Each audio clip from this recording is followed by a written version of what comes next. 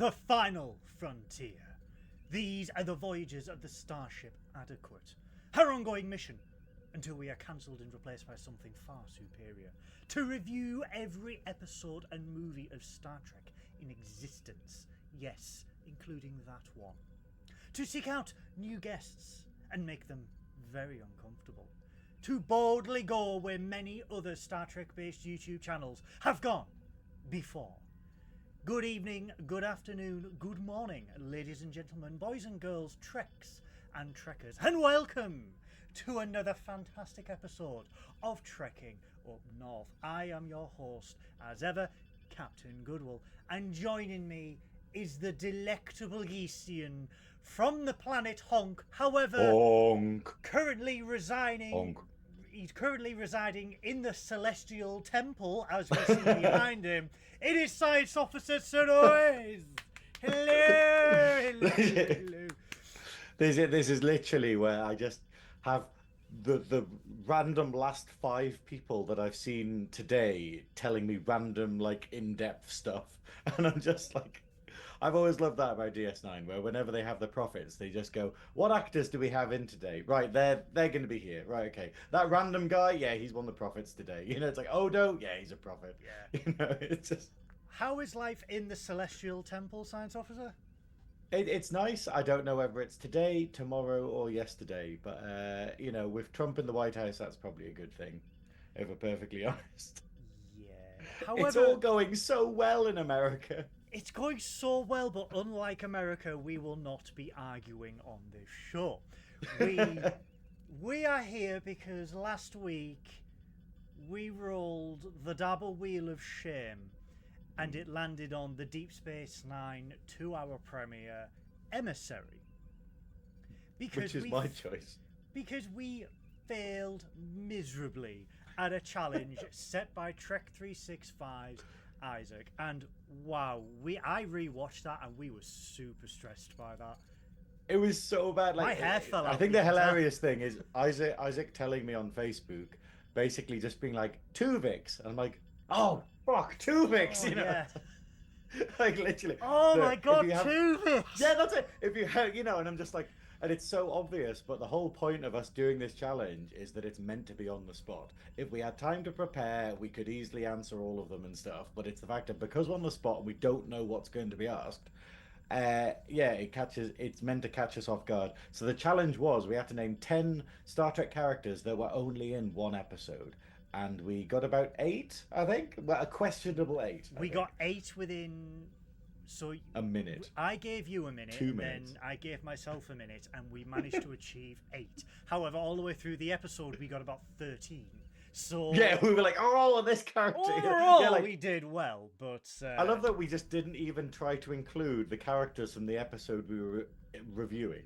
You know, like we could have won it purely based upon the episode we were actually reviewing. People did comment they were like, you fucking idiot. You could have had Nira, you could have had the 3 judges, you could have had the person who read the court record, and I'm just like, shut up.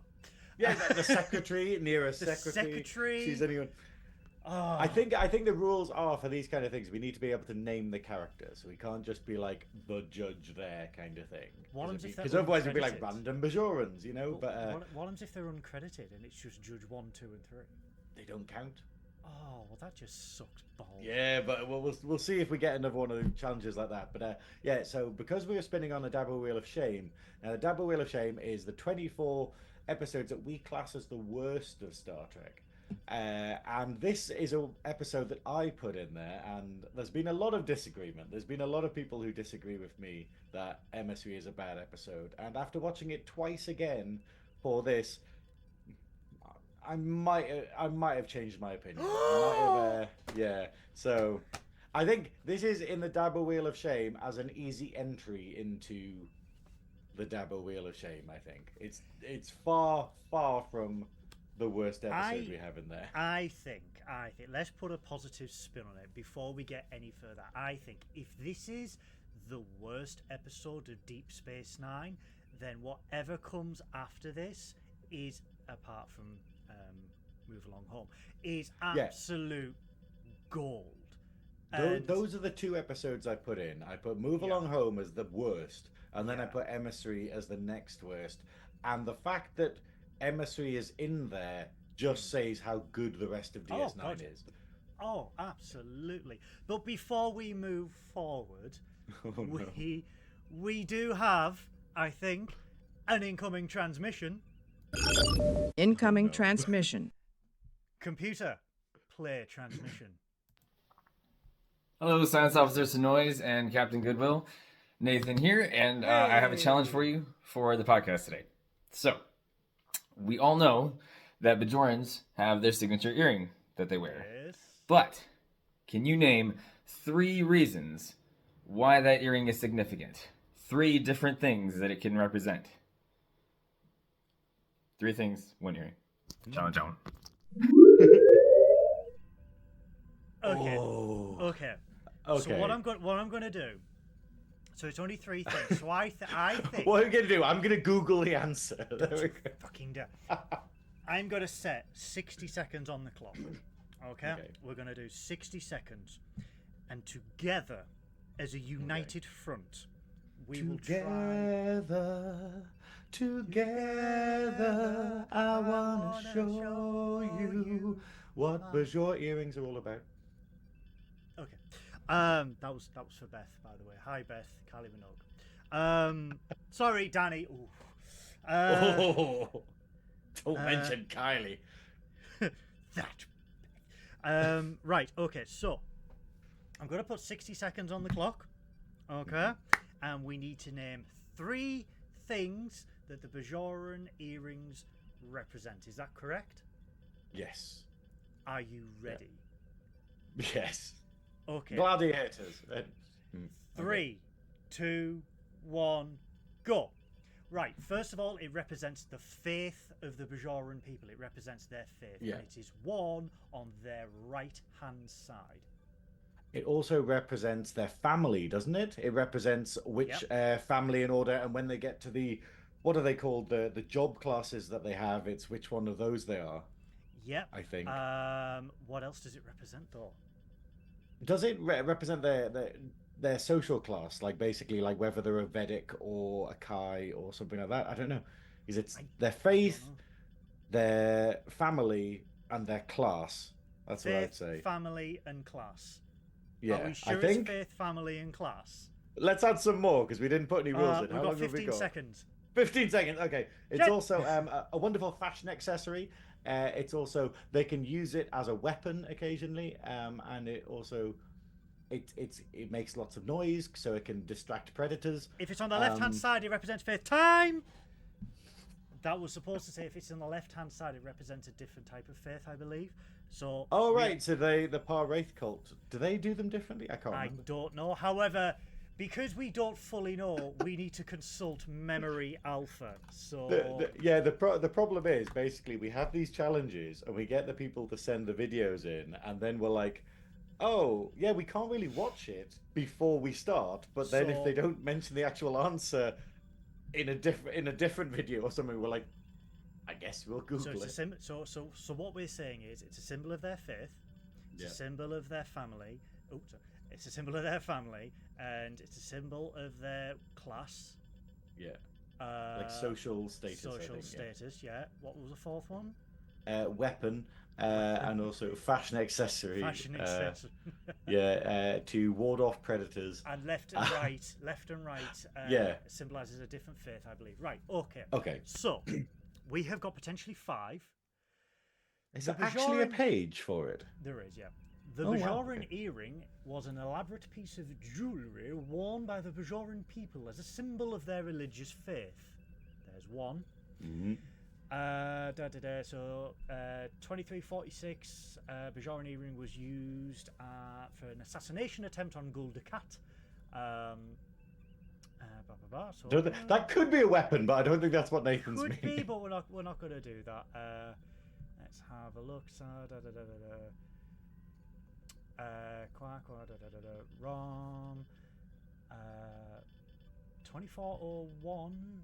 Admiral Jean-Luc Picard noticed that Commander Ro Laren no longer wore her Bajoran earring Okay, Right, I've googled customs. it. I've googled it, and it literally has the answer at the top of the thing, and it basically says, "Oh wow, okay, hey, okay, right. You're not gonna It's the AI overview. Okay, so All don't right. trust this. In Star Trek, Bajoran earrings or Dajar Pa, as in the Dajaras, I guess, Dajara. symbolize religious faith, family, culture, and freedom. They were traditionally Oh. worn on the right ear, meaning social status. Before the Cardassian occupation, earrings indicated a person's social caste or Dajara, so I got that. Family, each earring was unique and bore symbols of the wearer's family. And faith, earrings were a symbol of religious faith. They're actually what I said. Okay, I'm We quite got pleased with something right. that. We did it. We got we actually something get to right. Yes. Oh wow, yeah. So the Rolaren used her earring as a covert data storage device, so they can be weapons.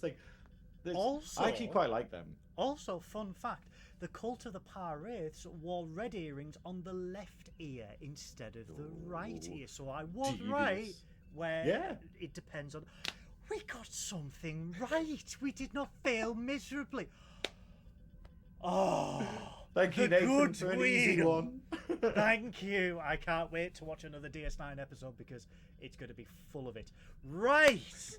Thank you so much, Nathan, for that. If you want to submit us a challenge, contact either myself or Science Officer Synoiz or trekkingupnorth@gmail.com. Email is in the YouTube profile. We need a portrait video of you setting us both a challenge, and your video will be considered for a future episode. Ooh. Your mug could be with us. You poor Your bastards. mug. Your Your mug. gorgeous mug on our channel. You Lovely. gorgeous. No, thank you, Nathan, for that. You're gorgeous. You too could be as beautiful as Nathan. Anyway. But yeah, so I will say, okay, I'm just for full disclosure, after watching this episode again twice, and I literally rewatched it again today and had a little grandpa nap during it because it's been a hell of a weekend. Had a little grandpa nap and woke up and I was like, what? Oh, the Cardassians are attacking. No, that's just Yeah, Republicans. I have changed my opinion on this. It's the fact of this isn't a bad episode. It has stuff that annoys me in it. Like, it has stuff that annoys me that I really don't like. Yeah. But essentially, in terms of, and it has like a bit of ham-fisted, what do you call it? Exposition. Yeah. Like, it's very hit and miss because it has some bits where the exposition is delivered perfectly and it kind of goes under the radar where you're like, wow, that was like a seamless bit of like exposition. And then you have other stuff where it genuinely feels like they're like, oh, let's just explain this. And I think that's what kind of trips it up a little bit for me. But essentially, it has some amazing bits in it. So yeah, I do regret putting it in the Dabo Wheel of Shame. In hindsight, maybe Farpoint or Caretaker could have been in there. Maybe. I think as far as series premieres go, as a whole, not just Star Trek, this is a good one. But I do agree when it comes to the exposition. Now, the problem with the two Star Trek spin-offs of the 90s, i.e. DS9 and Voyager, both of their premieres started with a scroll of text, which for me is a little bit too basic. And I think if you just opened the episode and then just had tiny little bits and then worked on the exposition throughout that opening bit, it would flow It's that a little bit easier. It's the famous bit though of basically show don't tell. Like it's the idea of, and all that opening crawl does in this episode is go, hey, Wolf 359 happened and Captain Picard was a Borg. That's all it means. Like that's all that opening crawl does. And you're like, you could have had it where that whole thing happens, and then when later on Cisco meets with Picard, he has a flashback of it. And you just, and that would just basically go, oh yeah, that guy there, if you've never seen Star Trek before, that guy there was the robot that attacked him at the beginning, and it doesn't need any more. It does feel a bit spoon-feedy. They could have done one of two things, okay, with this. Now, again, this is a great representation of trauma and or PTSD, as we see Cisco trying to deal with the loss of his wife at Wolf 359. But they could have changed the opening in one of two ways. One, get rid of the text completely, have a star field, and then just have Stardate, blah blah blah blah blah blah blah, Wolf 359. Right, that's it. Just in the lower third, Stardate da da da da da, Wolf 359, and then we see the ships go past, and then the Borg cube, and then get into Locutus of Borg, bang on the Saratoga, da da da da da, and then after all that, 3 years later, right, and then DS9 continues, or like you said, essentially essentially do the First Contact maneuver, because this is what happened in First Contact, where the opening was a dream.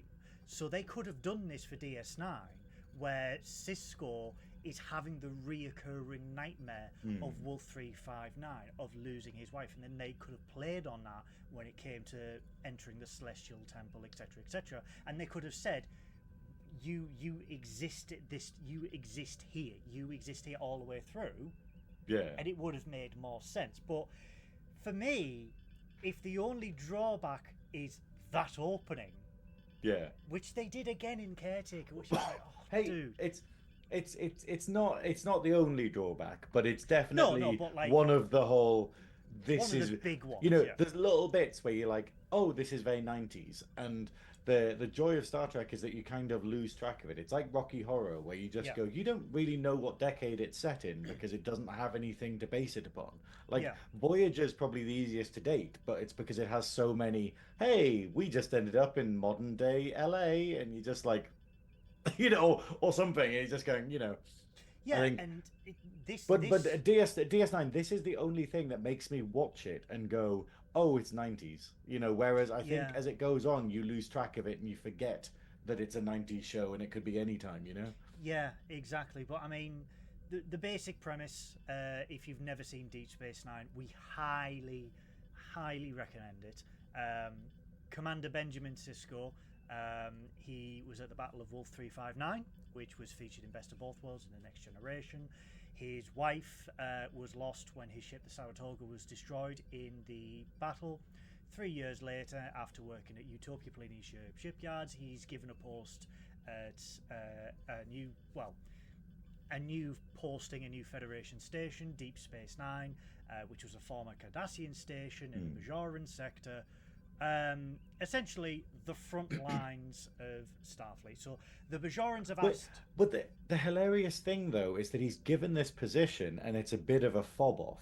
It's a bit of a, you know, it's a bit of a, oh god, this guy's been off work with, like, you know, because he's been suffering from this thing kind of thing. So we gave him like a basic kind of job, and now we're going to put him back into this job, and it's just some shitty little space station or whatever, like with this planet that they're trying to enter the Federation, so maybe we'll get them in, but we're not really that fussed. Like, it feels very much like they're just going, okay, we'll just, you know, put a Federation presence there, and then over the course of Emissary, the discovering of the wormhole, they're like, oh, this is a much bigger deal than we thought it was. Okay, well, let's see how he does, you know? We get a more detailed explanation throughout the years of DS9, because we find, like I said, he was working at the shipyards for 3 years, and what we find out is that as a result of Wolf 359, he transferred to the shipyards, and he was in charge of building new ships specifically to take on the Borg, i.e.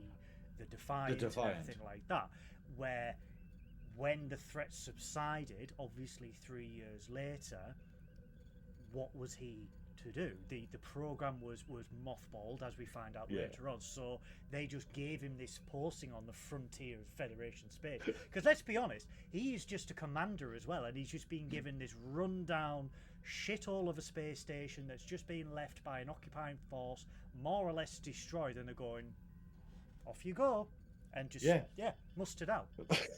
I do quite like, though, that when we actually see the Defiant, they're basically going, hey, this idea was kind of rejected because basically we just put far too many guns on it, and it actually was going to tear itself apart if it actually flew around. And I just love the idea that he finished Wolf 359 and was like, we need a ship with fuck tons of guns on it, and that's the plan, you know. And I love this. I love this concept. The official like development patch, which most Trekkies know for the Defiant project, is literally the Defiant looks like a shark, and it has just got a fuck ton of guns around it, with the quote "assimilate this." So it's essentially yeah. It is. There's an amazing movie from the 90s with Rutger Hauer called Split Second, and it's like a B movie, but it's absolutely amazing. And it just has this scene in it, which is one of the most quotable scenes ever, where they're chasing this monster, and Rutger Hauer's seen it, and he's like, yeah, and he's got all the firepower and stuff. And then his like partner has seen it for the first time. He was a skeptic for the whole film, and then he sees this monster, and then his partner's just like, we need bigger guns. Yeah, we need bigger guns. Fucking guns. And it's just, and it's so iconic that this guy's just gone manic, being like, we need guns, you know. Well, this is the thing, and I just that's Cisco after Wolf 359. Well, this was the whole of Starfleet, because our ship, the Adequate, that has like 30 torpedo tubes, because they're just like, yeah, the Borg are bad. What do we need? And essentially, Starfleet said, we need bigger fucking guns, and that the Adequate 30 torpedo tubes, like every angle. I just want to clarify tube. though, we say torpedo tubes, we don't mean actual torpedoes, because, you know, I was looking for a way to make some extra money and stuff, get some sort of gold press latinum, so I might have turned the torpedo tubes into an Airbnb. So I hope that we haven't fired anyone lately. Well, at least if they don't pay, we can just fire them out straight away. I just feel like they're attacking us. We're people. Oh, the American employment system. But we 2 weeks sick pay. So what? But you yeah, can't pay. So yeah. Also, can I just say, I've been giggling throughout the whole episode. Like, what was your thinking behind the thumbnails that you've got it cycling through? Because we've basically got like dead Jennifer. We've got a lot of Cisco looking serious. I don't know. I can see the logic in places, but I'm just liking just random images. Well, that's a good one. That's Wolf 359. We had Quark in there. And then we get Dead Jennifer. Dead Jennifer. Wait. You know, Dead Jennifer. She's dead, as you can see by her looking dead. She's very dead. We've got Cisco and Jake, because we've got the pond. Okay, we've also got Odo getting a flail through his face, which is. I mean, why not? Obviously, we've got Enterprise and DS9, the symbolic handover of the Star Trek franchise. Maybe I'm being too harsh about you this. Are being. We got Miles, the greatest officer, whoever. Miles. We found him. We found him. And then we've got Kira with that really uncomfortable haircut. We've got PTSD Kira. You know, Karen Kira. Who wants to speak to the.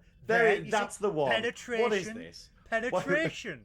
He's a shapeshifter. He shapeshifted you can't just a throw hole. penetration in here. Also, speaking of Quark. Yeah, there we go. Why does that guy throw the thing? I thought it was like a flail, and then seeing a still of it, it looks like one of those one of those shaker things where you sort of like get your. So it looks like one of those, and I'm like, why is that guy carrying one of them about? See, Cisco and Kyle Packer. There's Packer, okay, that makes sense. Okay, maybe there's a in plan. my madness. Okay, look, Dax and Bashir. Look, Bashir, the most he's in the whole bloody episode. Bashir the Hornball, 27, and he's like, look, Donald Trump. See, Donald Trump's attention, Bajoran workers. I have to say though, one of the things that is a bit weird in this episode is the fact of they really don't know how to use Bashir. Like Bashir has nothing to do in the whole episode. He's just a kid in this. It has him basically appear, be a bit of a horn dog, and then insult Kira's entire race. Whatnot. And then I think the next time we see him is he's just like Odo's like, oh, there's casualties. Where's that doctor of yours? And Bashir's just chilling in ops, just being like, oh yeah, we're under attack. Yeah. Oh shit, maybe I should actually do my job. It's just like, wow, you failed spectacularly at this. But I this year. mean, we like I said, the premise is Cisco's transferred to this Federation station that they've just taken over after the withdrawal of the Cardassians from Bajor after 50, 60 years of occupation and stripping the world bare of any valuable resources. So essentially, like Kira says, they are replacing one occupational force with another, according to her. Cisco is more or less enthused about being here with Jake because he feels for Jake's safety. It is, a planet that's just been recently left by an occupational force. There's no guarantee that they will return. Yeah, I don't think enthused is the word. I think he's very worried about it. He's not happy that he's there. He's not, he's... Yeah. It's the fact that he's left he obviously safety. didn't choose this assignment, but they've obviously gone, hey, look, you need to do this. You can't just work in this, the shipyards forever. You can't work behind a desk forever. And let's be honest, he's left the safety of Mars to go to the frontier with his son because he is raising it. But so we see the station in complete and utter disarray. The Cardassians have stripped it of any valuable resources. They've trashed the place. It is an absolute total, shall we say. A stark comparison to another space station based sci-fi show that was airing at the time. This was more run down. This was the Pennywell, as opposed to Ponteland that was Babylon 5. That is a northern reference if ever there was one on Trekkin Up North. Please Google both and it's given go, far too much props to bloody Ponteland, if I'm honest. Please Google it and go, yeah, he's right. Yeah. But so I want to talk about. I mean, we're not going to do a scene by scene review or anything like that with Emissary. I want to talk about the fact that Commander Benjamin Sisko is the only person in Starfleet below Picard that puts the fear of God in Jean-Luc Picard, because the way that Sisko conducted himself in their first meeting, I aspire to be this person, to have that much hatred but still remain entirely calm and professional all the way through. See, I wouldn't say that he remains professional, but there is this seething rage because it's when they first meet, Picard's like, you're looking at me like you're angry with me. Have we met before? And it's this idea of he gets this hint of going, there's something more there, and then obviously Sisko kind of goes, I was at Wolf 359, and this is the wonderful thing about this scene where I'm watching it again, gave it more credence because Picard doesn't respond.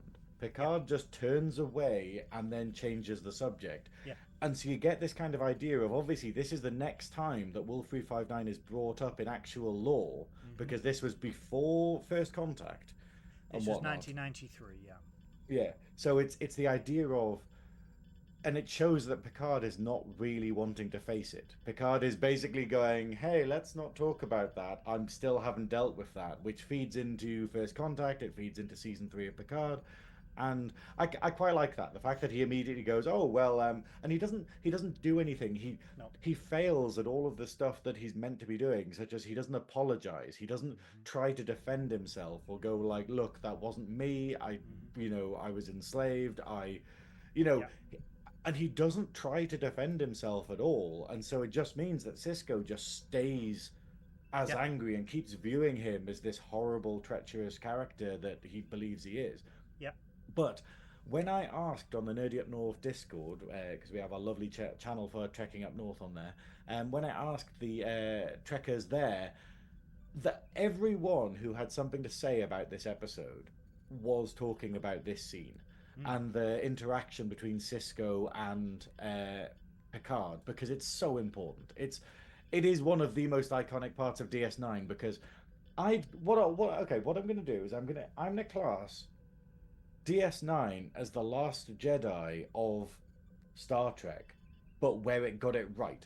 You know what they tried to do with Last Jedi in the Star Wars franchise, where they went like, oh, we're going to mix things up and we're going to sort of like, what's it called? Subvert expectations and stuff. And And it does, and it does it spectacularly well, where it just goes, hey, you've only ever seen from Starfleet's perspective. You've never seen people speaking bad about Starfleet, or, the negative impact that it can have on people, or like, and here's your loved characters like Picard and stuff. They couldn't ever be conceived as bad by someone, and then it goes, hey, here's a character who genuinely hates Picard. The character that we've had like at this time like 5 years of being in love with and sort of worshipping, and it's wonderful because it turns on its head. You have every interaction where they have Quark, where he has bad things to say about the Federation and how they interfere with stuff. You have Kira, who's like, oh, they're just another oppressor. We have Odo, who's just like, oh well, they're not going to get the job done, kind of thing, and like can't trust them. And it's great. It's really well done that you see, oh wow, this isn't Starfleet. This is what Section 31 should have been like, where they're going, hey, we're outside of Starfleet, we're in this other part of the galaxy, we should be talking about these things. And then it just failed at giving an alternate. All it had was people taking the mick out of Starfleet and calling them like wooden and stuff, but it didn't explore it like Emissary does. This was And this was a huge gamble at the time. This was the first Star Trek spin-off without Gene Roddenberry at the helm. Gene obviously passed away in 1991. So this was a huge gamble for Paramount to go, what can we do and what can we do differently? You couldn't have, say, another spaceship-based Star Trek on at the same time as The Next Generation. It would be confusing, what's going on.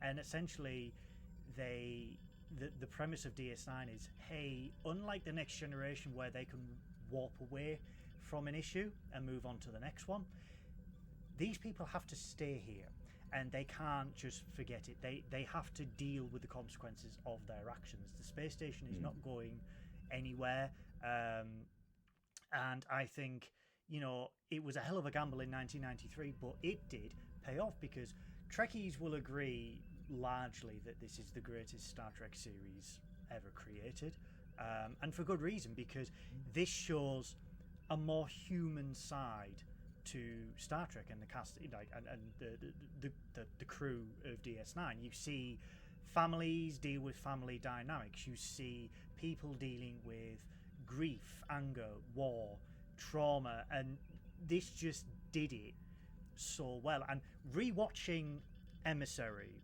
I went in it because I've seen Emissary loads of times. I've seen Deep Space Nine loads of times, but I have not seen DS9 through like a complete rewatch for a good few years. So my memories of DS9 is obviously season 4, 5, 6, 7, Jem'Hadar, the Dominion War, everything like that.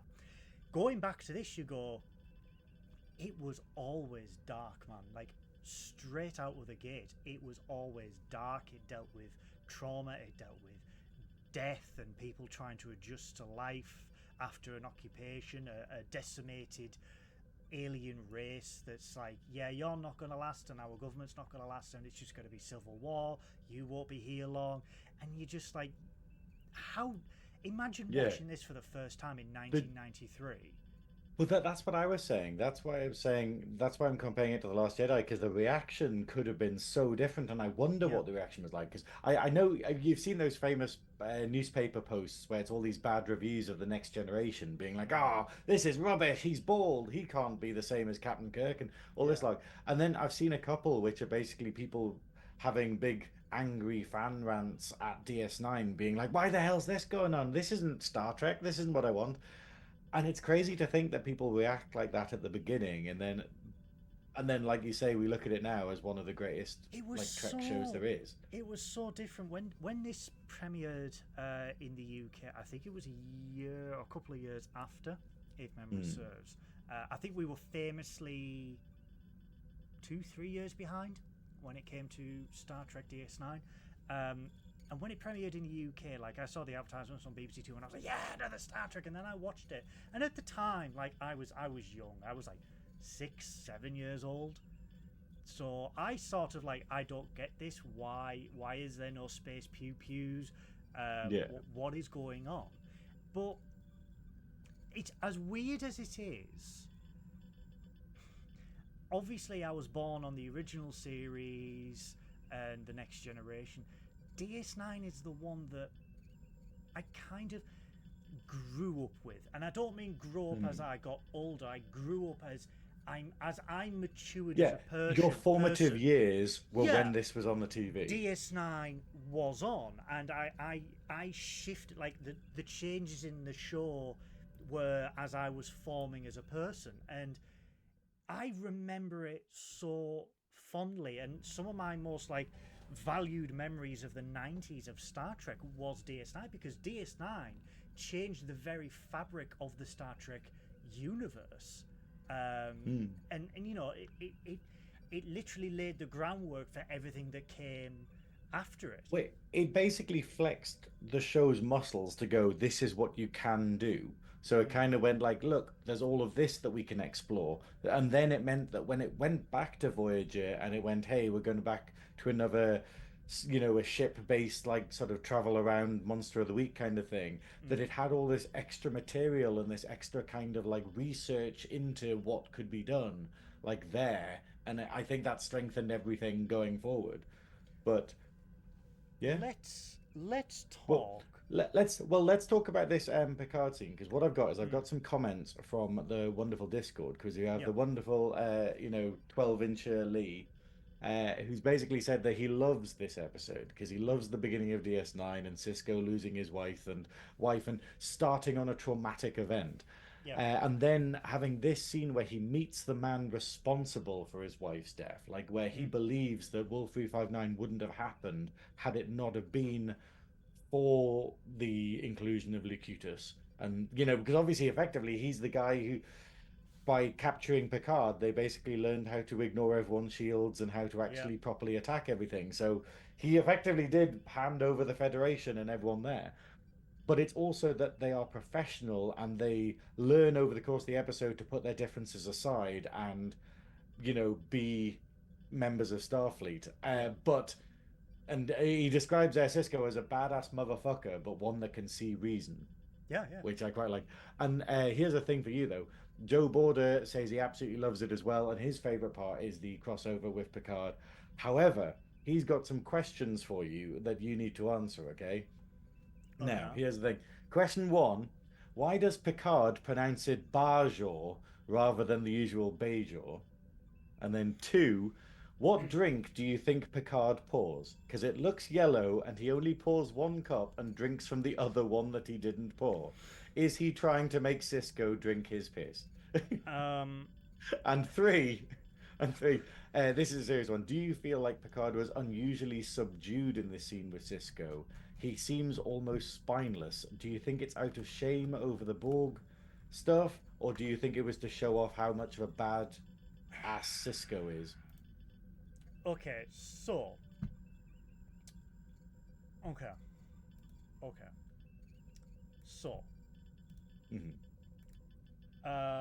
in terms of why Picard calls it Bajor, I'm guessing it's just Patrick Stewart reading the script and no one telling him what it's actually pronounced as, which is it's quite common.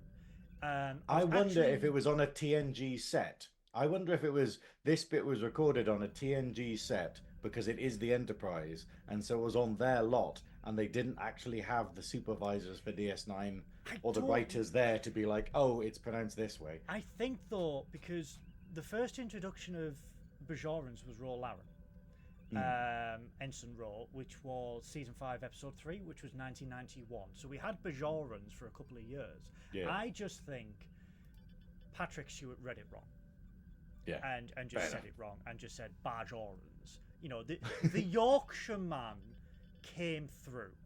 What was the other question? The second one was what drink do you think Picard pours? Jimmy's out piss jugs. But I think we got sent a meme. We didn't have time to actually put it in there, but Lee made a meme of basically the jug that Picard's pouring from. I can put it in if you want. I can put it in. Don't put it. I'm putting it in. I'm putting it in. I need to download it first. Where is your? There we go. Jimmy's own piss jokes. Oh no, I can't. It's widescreen. It'll mess up the formatting. But But the third question is: do you feel like Picard was unusually subdued in this scene with Cisco? So Was it Picard being guilty, or was it to show off what a badass Cisco is? So the second question, it was naturally Earl Grey tea. Earl Grey tea, some of them are quite yellowy. Shall we say?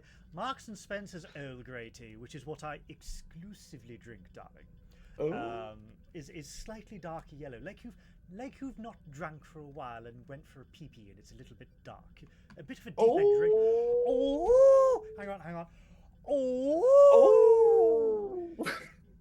I exclusively drink Earl Grey from Marks and Spencer's, darling. So I think it was Earl Grey because naturally tea, Earl Grey, hot. To answer Joe in terms of Picard being subdued, I think Picard reads the room really, really well. Now, when Cisco walks in, you can tell. The one thing I love about Avery Brooks is, straight off the bat, he is an amazing actor in Deep Space Nine, and this first episode is a real showcase of how well he can act from the get-go. He walks into the observation lounge on the Enterprise, and you can see by his face he is seething with rage, undercurrent of rage. He is professional. He is maintaining a calm exterior, but there is that underlying rage right close to the surface. So I think Picard has been diplomatic, shook his hand, and then sensed it. Cisco has naturally said, this is, we have met before. I was on the Saratoga at Wolf 359. And the way that Cisco said it, I was on the Saratoga at Wolf 359. Picard reads that, and Picard is taken aback. Now, Picard, as we know from subsequent episodes of Next Generation, First Contact, he struggles to process his involvement in Wolf 359. 11,000 dead because of him. Countless assimilated, etc., etc. I think to maintain diplomacy and maintain a relationship with the commander of the station, he's deliberately reserved himself. He's deliberately backed down, because had he had put on his standard Picard facade, as we call it, where he is he owns the room, he is the commander of the room, that things would have escalated, right? Yeah. Sort of like if you compare a recent meeting in the Oval Office where someone was being a bit of a dick and someone maintained a calm and cool composure and answered the questions professionally. That is what Cisco did. And we see the little bubbling where Cisco says, I am actively applying for a transfer. This is not a safe place for my son. And then Picard sort of goes, maybe Starfleet should find another officer in the meantime. And then we see the tiny bit of bubbling from Cisco where he just goes, in the meantime, when he just interjects Picard. How many people do you know have interrupted Captain Picard in this is the such a thing. way? And I think this is what's great about the episode, because it demonstrates, like, by actually putting them together, how different they are as characters. Where it's the idea of they have totally different command styles. And over the course of this episode, we realize that Cisco is fairly devious. And, like, Picard isn't a particularly devious person. He's a very diplomatic person, but he's not devious. Whereas we see with Quark, where Cisco, like, effectively... He uses emotions. He creates an emotive response from people, I feel. Oh, sorry, I was just coughing. I hoped you would talk on there so I can hide the fact I've muted my mic and start talking. Cisco uses an emotive response, and he knows how to get he to blackmails those emotions. But it's emotional. He basically blackmails Quark, and that's something that we wouldn't expect from a Starfleet person. But as we see with Cisco, he is someone who goes, "Hey, here's what needs to be done, and I'm going to do it." And he can bend the rules as needed or whatever, and he's not scared to sort of take a risk. And I think that's a wonderful trait of his character, and no one else could do the job as well as him because of these traits. I will, though. One of my big things about this episode, and one of the reasons why I put it on the bad wheel, is something you just said there, which I disagree with, which is that Cisco is very hit and miss in the first couple of episodes. And his acting in certain scenes is phenomenal. Like the second half of Emissary, where we get him speaking to the prophets and him making a case for humanity and him, and we will need to talk about that in more detail because that's like absolutely amazing. That's what turned me around on the episode. But being like, no, this is incredible Trek.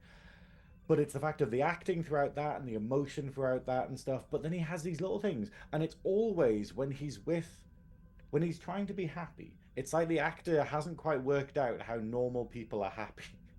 In a weird way, like whenever he's with Jake, he's a bit weird. He's a bit sort of laughy and a bit like, he's trying to be smiley and a bit sort of jokey, but he kind of comes off as a bit crazy, like.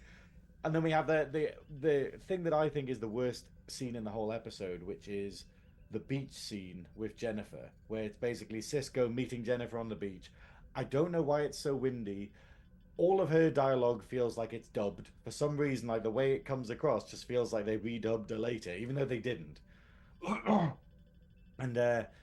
it's clunky, and the way he acts towards her is very sort of like, what does he say? He says, he's just like, ow! Do you realize how incredible this is? And it's just like, where's that come from? Like that came from nowhere in like the thing, and it just it takes me out the moment because it feels like he hadn't found out who this character was as a family man yet, despite it being a big part. But I agree. However, I will play devil's advocate here.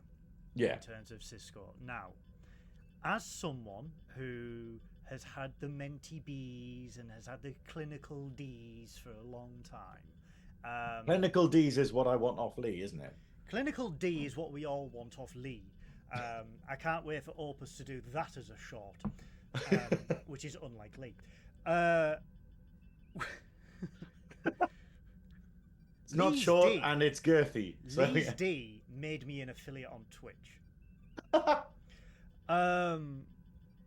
I'm gonna say, right, and I've noticed this. I've noticed this myself because I've encountered this thing called happiness, and when you haven't had it for a long time, right?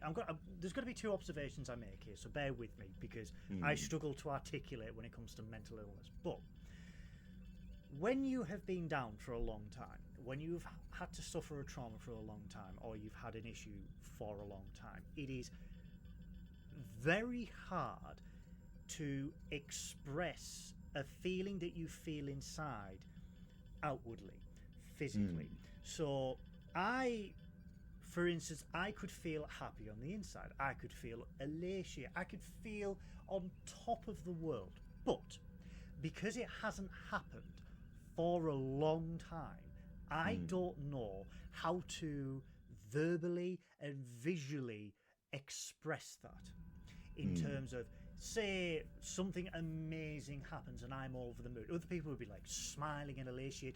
I don't know how to act. So in terms of the Jennifer scene on the beach, yes, it was windy. It's LA. It's always friggin' windy, right? The way he acts there, that is someone who has suffered years of trauma and depression trying to express how they feel, and obviously the random things. Now, I can justify that in universe. Out of universe, yeah, it could have been Avery Brooks trying to establish Cisco as a character and how to behave. In terms of Jake, this is the best display of masking I have ever seen when you think about it, because let's be honest, he is raising Jake on his own. They are on a frontier space station. They are days away from any Starfleet assistance. He is alone and he has to raise his son in a dangerous environment. If you were a father and you were in that situation, would you want to project an air of worry and anxiety, or would you put on a show and smile and fake doing things in front of your son to go, we're going to have to rough it for a bit. It's going to be fine. Come on, I love you. Do you know what I mean? And just mask it. So I'm saying It's true. that I will accept that. Yeah, there is a high level of masking there. And that's how when I rewatch it, in the context of I'm a 37-year-old mental head case, and then you look at that and you go, hell yeah, like I get it. I get the way he acts in this scene. I get the way he acts in front of Jake, because at this point, as he says to the prophets, he exists at that moment when he lost Jennifer. He exists on the Saratoga and he never left. And it is very difficult. And for me, it can be very difficult to express those emotions that come so easily to others when you have not had them for so long. So if he sees Jennifer for the first time, it would be hard for him to sort of almost like grasp and understand how to be happy, how to act positively to that situation. Does that make sense to everyone? I get it. I don't agree per se in terms of stuff. Like, I think the way that it's done and conveyed in those particular scenes feels weird, and I don't know the order that the episode was filmed in, so I wonder if maybe it's like, maybe those were the first scenes and maybe they were, they hadn't quite found it yet. But the masking in front of Jake, I think that's a very good explanation for it and stuff, because it does. He seems a bit overly happy with Jake, and he seems a bit overly sort of, mama bear with him, but that makes perfect sense because he doesn't want Jake to know that he is still suffering. Yeah. And that's his journey over the course of the episode. But let's not But forget then it's the as well, weird thing of his reactions with other characters. Like when Dax first appears, he is totally happy. He is totally he is a happy person. He doesn't seem like someone who's totally subduing his emotions or faking everything. He's genuinely elated to see his old friend again in this new form. And that's why it's a bit, why is it weird about this? And if it was like, but it's because it's her that he's seeing. But I think it's great that we can have a discussion about it. Sorry, my voice is going. For some reason, it's getting a bit gritty. you need to cut down on the Cubans and the cigars. We sorry, Lee. I know you're not Cuban, but the thing is, and like I said in our Dabo Wheel episode, we can disagree on things in Star Trek, but we will always have a reasonable and open-minded discussion, because that is what Star Trek is all about. You can agree to disagree in fandom. Well, it's exactly the idea. Sammy! Yeah, there we go. We've got it. But we keep the toxicity out. Of the, but we can agree to disagree, or I can provide a reason, and Synoiz can provide a reason to me. If I have a point, Synoiz can go, it's because of this, and you go, now that I've looked at it from that point of view, it makes more sense. That's what discussion is. If you go into like, arguments don't do anything. Arguments don't solve anything, because nobody ever gets their opinion changed by an argument. People can get their opinion changed by a discussion, but it's up to the person to change their opinion. You can't tell someone to change their view on something. All you can do is provide new evidence that makes them step away and be like, actually, it's... And that's the thing. But what else do we need to talk about? The problem is there's so much that we need to talk about this episode. So I think we should just talk about the key points, and then at the end go over all the little details that we quite like. The key point is Captain Janeway in my headphone keeps dying. Come on, Janeway. There is it actually Janeway in your headphones?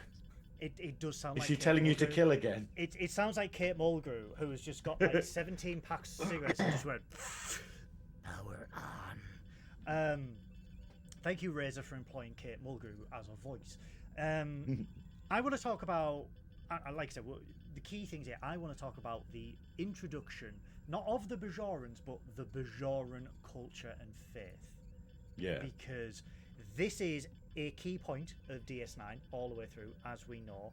But I love the Bajorans. I love Bajor. I love the Bajoran people. I think out of all the alien civilizations we have in Star Trek, they are hands down my favorite alien race, bar none. I think they are just absolutely completely fleshed out all through 7 seasons of Star Trek, and it is a damn shame that we don't see more of them in Star Trek as a whole. I love them, and I love their religion. I love the fact that we've got the prophets and the Par-Wraiths, and I just think this is by far the most fully fleshed out civilization outside of humanity that we've got.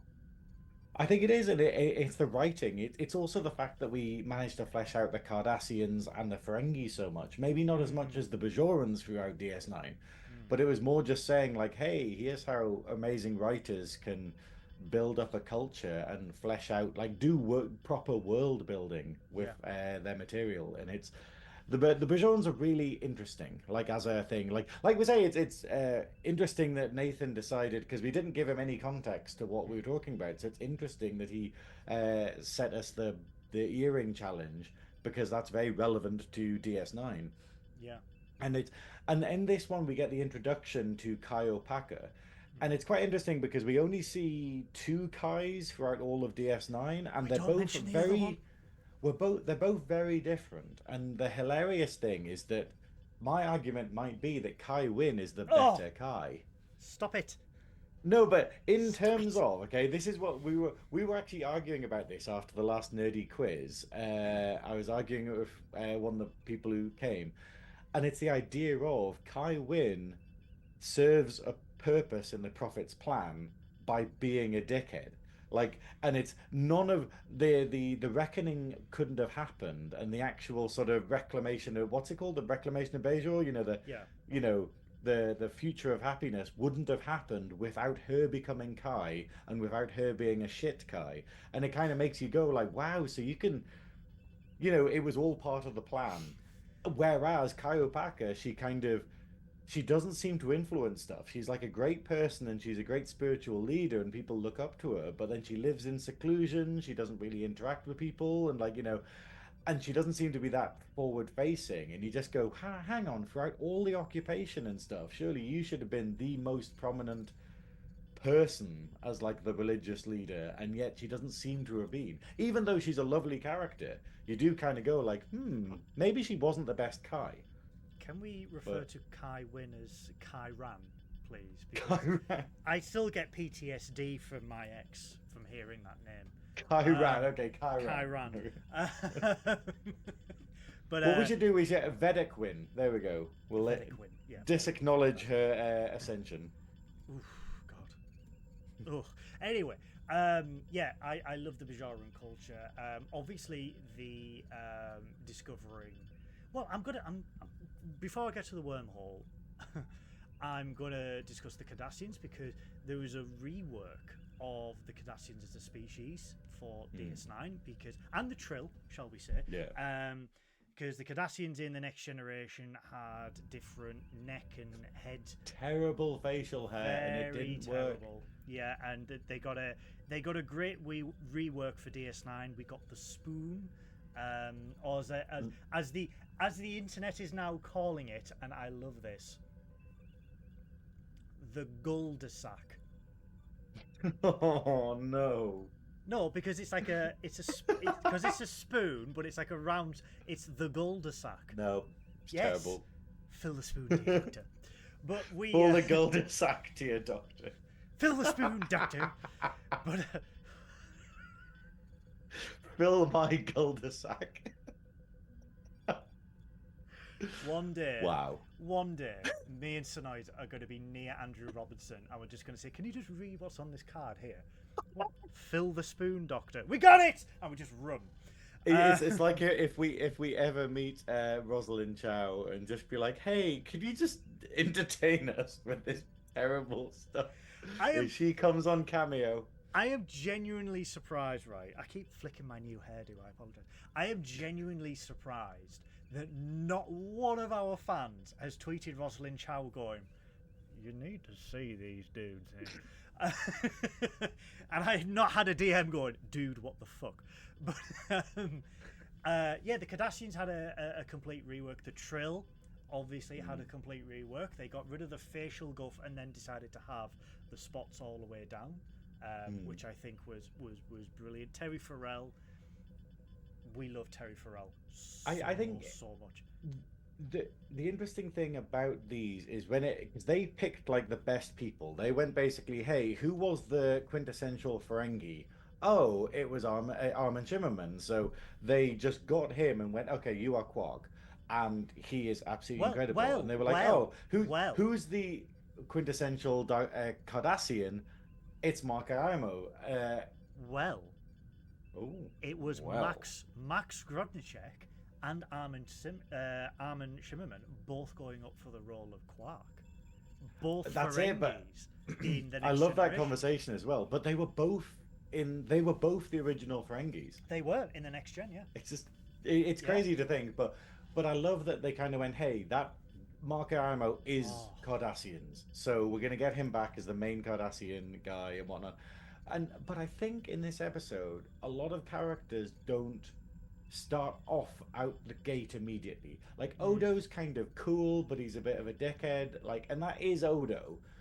But like, I do think that he's a bit sort of, he mellows over time, but I don't think he's quite got it exactly in this episode. Kira is just really angry throughout. No. But I like that she is. I like. It works towards her character that she's so unreasonable, and by the end of the episode she becomes by the end of the episode she's kind of started trusting the Starfleet people. She's working with Dak, she's working with O'Brien, and she's kind of going, oh wow, actually this is gonna work, But we need to discuss Kira because, as many people know, or if you don't know, the role was conceived with Ro Laren in mind, hence Kira's hairdo in this episode. It was Ro Laren. Michelle Forbes herself was due to be not Kira, but it was supposed to be Ro Laren transferring to be the Bajoran envoy from the Enterprise to DS9, and the role could not be given because Michelle Forbes could not commit to a full series because she was doing other things at the time. And I wanted to ask you, in retrospect, do you think that was a good decision? Yes. Thank I you. think it's the same as Kate Mulgrew being the second choice for Janeway. I can't imagine it any other way. Like it's what they bring that is so uniquely their performance is what makes the character. We can thank the writers all we want, but it's the fact of like how amazing Nana Visitor is in this role is just it actually, I don't want to live in a universe where they actually had Ro Laren as this character, because I don't think it would have had the wings that it had. I don't think it would have progressed as well if it was Ro Laren as the character and the actress. Nana, and this does not take away from Michelle Forbes as Ro Laren. Nana brought passion to the role of Kira Nerys. She brought that dogged determination of a rebel fighter with her in this role, and I agree. Like the earlier episodes of DS9, we see Kira that is just angry and is just angry at everyone. Everyone is the enemy for Kira, and over time she does mellow out. But I think I'm with you. I don't want to live in a universe where Nana Visitor was never in DS9. I don't think Ro Laren in this role would have been good. I think we needed, obviously you needed a Bajoran, but you needed someone who was not, you needed a Bajoran that wasn't in Starfleet. You needed a Bajoran who fought the Cardassians to the bitter end. But that's it. It's even like, because obviously we can sing the praises of Nana as much as possible, but it's the idea of the actual character rework of, hey, she was actually a guerrilla fighter during the occupation. That is so much better than being this, member of the Marquis, this sort of traitor to Starfleet. Like it's, I think that having a redemption arc for her would have weighed the character down too much. And it's the sort of thing where when you have that, that's fine for a film. A redemption arc is fine for a film, but for a seven season show, Yeah. it might be one of these things of, oh well, now you've done that, what else do you do with the character? And you see a lot of shows where they have like this very finite arc for the character, and then when they do it, when they've done it, they're just like, oh well, they're just here now. It's like that's what's wonderful about Odo, where Odo, they don't make it his whole arc of him trying to find where he comes from. It's like an aspect to his character. It's not the reason why he's there. And I kind of think that with Rolaran, they would have made it her whole thing. Like they would have gone like, oh, she's finally getting trusted by Starfleet, rather than the other way. Yeah. Which is what we get, which is basically she is the one there going, why the fuck is Starfleet here? Get them out. Yeah. You know, and the fact that she mellows down to it, and because that's the problem when you've been betrayed, it becomes difficult to love again. It becomes difficult to open yourself up again after you've been hurt or betrayed. And like she says in this, like when I was talking earlier about giving examples of great exposition where it kind of does it and you don't realize it's an exposition dump, is the first scene with Kira, where she just goes, wow, we just got rid of the Cardassians and now we've turned to Starfleet, so you're gonna come in and take over like the Cardassians did and whatnot, and we'll never have independence. And her realizing over the course of the episode and obviously the show that not all relationships are toxic, not all relationships are one-sided and abusive, and she learns to kind of love the Federation, and that's a beautiful little arc to have, I think. Let's delve in very quickly to possibly the greatest villain in Star Trek. Let us talk about Gul Dukat and his introduction in this episode, because rewatching this, you don't get the feeling that he is going to be a really bad enemy. You don't get the feeling that this dude is an absolute sociopath, psychopath. You get the idea that he's a dick, but he's not like the devil, effectively, you know? Yeah. His introduction into DS9 as obviously the main antagonist of the Bajorans and the Federation. Yeah, I get it. But, man, we did not know when we first saw him just how good this character would be throughout the 7 seasons, and all the twists and turns that he had. And me and Science Officer Synoiz always agree that he is the greatest villain in Star Trek, because we don't agree, because I would argue that I think Wayun, I genuinely, because the problem is Dukat is a very fleshed out and believable villain, because he's this lovely, I say lovely, but you know, this lovely sort of archetype of totalitarianism and like Nazism or whatnot, where you just go, yes, I can fully see that character and I can do it. But Wayun is the sort of the innocent evil, and that I find that more scary. Like, it's the fact of Dukat you can deal with. Dukat you can basically go, hey, here's the shiny things, leave us alone. Or, hey, it's like Trump, where you just go, hey, I've stoked your ego. Okay, you've left me alone now. Like, there are ways to manipulate. Whereas Wayun is the pure evil of just going, nope, I've been told to kill your entire family, so that's what I'm going to do. And there's no two ways about it, and I will do it entirely unfeeling, without any... And that's the scariest thing, I think. But what makes a good villain? What makes a good villain, and we both agree, is someone who blindly believes that what they are doing is right. Yeah. And for Dukat, it's not about... Dukat is like the quintessential Cardassian, but also the worst Cardassian in a way, because you have Garak, who basically goes... He is the true Cardassian. Garak is the pure Cardassian, where all he cares about is his country. Like, he cares about his race, his planet, his culture. He's constantly talking about books and their literature and whatnot. He loves he loves his people and he loves where he comes from and everything like that. Dukat is the opposite of that. Dukat is like only in it for himself, and he will use all of the tools of his culture, but he will betray his own culture in a second. Like Garrick has breakdowns because he feels like he's like betraying his culture. He's drunk the Kool-Aid effectively.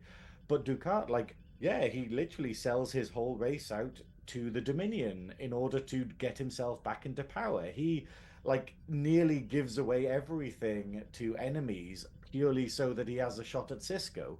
Like, it's and sorry, I'm just randomly Tangent. going on here, but it's the fact that Dukat is like a terrible Cardassian, but the quintessential Cardassian, and it kind of, and yeah, maybe it does make him more evil, like. Well, I mean, speaking of Garrick, a notable absence in this episode. The scary thing, though, like this is the thing, like another amazing villain that's not in this episode, of course, is Keiko. Who only appears in the second episode, and the first scene is them arguing, and you just go, "This is," the writers did not do the writers did Rosalind Chow dirty with Keiko, because I literally realized in the next episode you get is the one where she's putting a school together. What's it called? Yeah. A Man Alone. Where she puts a school together because she's bored. But it's the idea of like, I think there's only 3 scenes in all of DS9 where she interacts with characters that aren't Miles. Like, and this is her talking to Cisco, and then you just go, I think that's it. I think it's like that, and then you get the episode where she's arguing with Vedek Wynn, and then you get the episode where even when she's possessed, she doesn't even interact with other characters. Because she is that evil that only Miles O'Brien can tolerate her before his head explodes. So, yeah. I love it though. For me though, it's the fact of Garrett. But then when I realized how few episodes she's actually in the show, the same with Garrick, where you just go, Garrick is like amazing, but he's only in like 40 episodes. Is it? I don't even think it's that much. Yeah. And you just go, wow, like to have that impact. Is Mark Garamo as Dukat he's actually in surprisingly few as well. Yeah. Like it's, and to have that impact on a show where you're not in every episode, but then you're still... People would argue that he needs to be on the cast pictures. When you see the sort of, hey, here's the main cast of the show, you'd still want to put Garrick and Dukat in there, like, even if they're only in that many episodes. There are so many... And like I said, we had Wei-Yung, we had Garrick, we had Kai Ran or Kai Wynn. We had Vedek Bareil. We've had so many key and brilliant characters throughout DS9, and this is the beauty of DS9. The acting and the people that they have in have had such an impact on the show, and Gul Dukat for me is one of the greatest villains in Star Trek. Garrick not in this episode, a missed opportunity, I would say. But they did not know how incredible he would be, though. Yeah. It's the idea of when they did it, they didn't realize what an effect Garrick would have, and and they learn over time. I think same with Wei-Yung, because obviously Wei-Yung wasn't meant to be an ongoing character. They just had Jeffrey Combs just knocking it out of the park in one episode, and then they were just like, let's bring that water back and give him a bigger role, Let's steam on and talk about obviously the plot point of the episode, the Celestial Temple, the Bajoran wormhole to the Gamma Quadrant. And this is what I love, because basically the main plot of Emissary is that Cisco comes to the station, he gets told to go and visit Kai Opaka and find Kai Opaka on Bajor, or Bajor if you're Picard, and then Bajor, because he's a Yorkshire lad. It's Patrick Stewart. Bajor. Oh, way up, good fan. Kai Opaka and Bajor. Get to Enterprise to Bajor. But manages to find her, and then she basically checks his PAR, which is basically where they hold your ear and they can feel your life force through it, through your ear. And then she kind of goes, "Oh, how ironic! The person who doesn't want to be here is to be the emissary." Where she kind of realizes, like, wow, this is the guy spoken of in our holy texts of, and he's not even Bajoran. Like, it's just the lunacy of it. But she gives him an orb, which is the Tears of the Prophet, I think. It is And the I don't know what tears this orb, of the prophets. and this orb bizarrely seems to highlight harsh, like a sort of like profound memories in people. So, because we only get 2 instances of it in this episode, and I don't know if we see it again, this specific orb. But is it actually the one that's in the temple on DS9 No. in later episodes? No. Because I don't think they have a orb in there to start with, because Not to obviously start they say with. that the Cardassians looted them all. Yeah, there was 9 orbs. Yeah. But this one is in the Bajoran temple on Bajor, obviously. Yeah. So, But basically, she gives it to Cisco, but it's not after he's had a vision of one of the profound moments of his life, which is meeting Jennifer on the beach. The aforementioned scene that I thought was terrible. And then basically, he gives the orb to Dax to study. And then Dax basically like does all this cross-referencing in the database that no one has done in the past because they don't have Starfleets. And this points out how important Starfleet is, because the Bajorans obviously didn't have the technology to do this themselves or the research to do this themselves, where Starfleet used their resources to go, hey, we're just going to correlate all of these space phenomenon that's happened around the area for like the last 10,000 years. And then they go like, hey, all of the orbs were discovered in this point, and there's all these records of people having weird experiences about this particular point. So she pinpoints there's something going on here. And so her and Cisco get in a shuttle to visit that bit, and they discover a wormhole. They end up randomly traveling through a wormhole and end up in the Gamma Quadrant. That's in there. And I will say I love this bit because, like, a lot of the time you have stuff where in sci-fi you have people knowing stuff and you're like, how do you know that? Like, how, if you've never been here before, how do you know where it is? And yet what we have here is we basically have them going, hey, computer, tell us where the nearest star system is. And they're like, there's this one that's on like 70,000 miles away. That's the closest thing we can like see in the sky. And that was discovered as the end of the Gamma Quadrant. And they're like, wow, okay, so... And it's quite good that it kind of goes, hey, we don't know specifically where you are, because this is not tracked, but we can see over there that is actually the edge of the Gamma Quadrant. And I just thought it was a good bit of science, rather than the computer just being like, hey, I just know things that I can't possibly know. It uses the... Because, ironically, 70,000 light years, very much like 2 years later with Voyager, with 70,000 light years. But it's very much, hey, we've travelled... What's our fixation? So it looks at star positions. So they look at star positions and then they go. Has my internet gone off? No. It just glitched for me. Sorry, my internet. Oh, went a I bit wonky. apologise. Sorry, so it looks at star positions. So it goes right. We were here. Zoom's come up saying your internet connection is unstable, and I'm just like, oh, me too, Zoom. I read Sonic fan fiction on Twitch on Tuesday, and my whole OBS just died. Oh God! But yeah, I'm annoyed because when I'm recording Snatch Talk, I don't get to tune into your bloody things because I'm recording when you're live on it, so I can't tune in for you. It will break you Tuesday 6 p.m. GMT.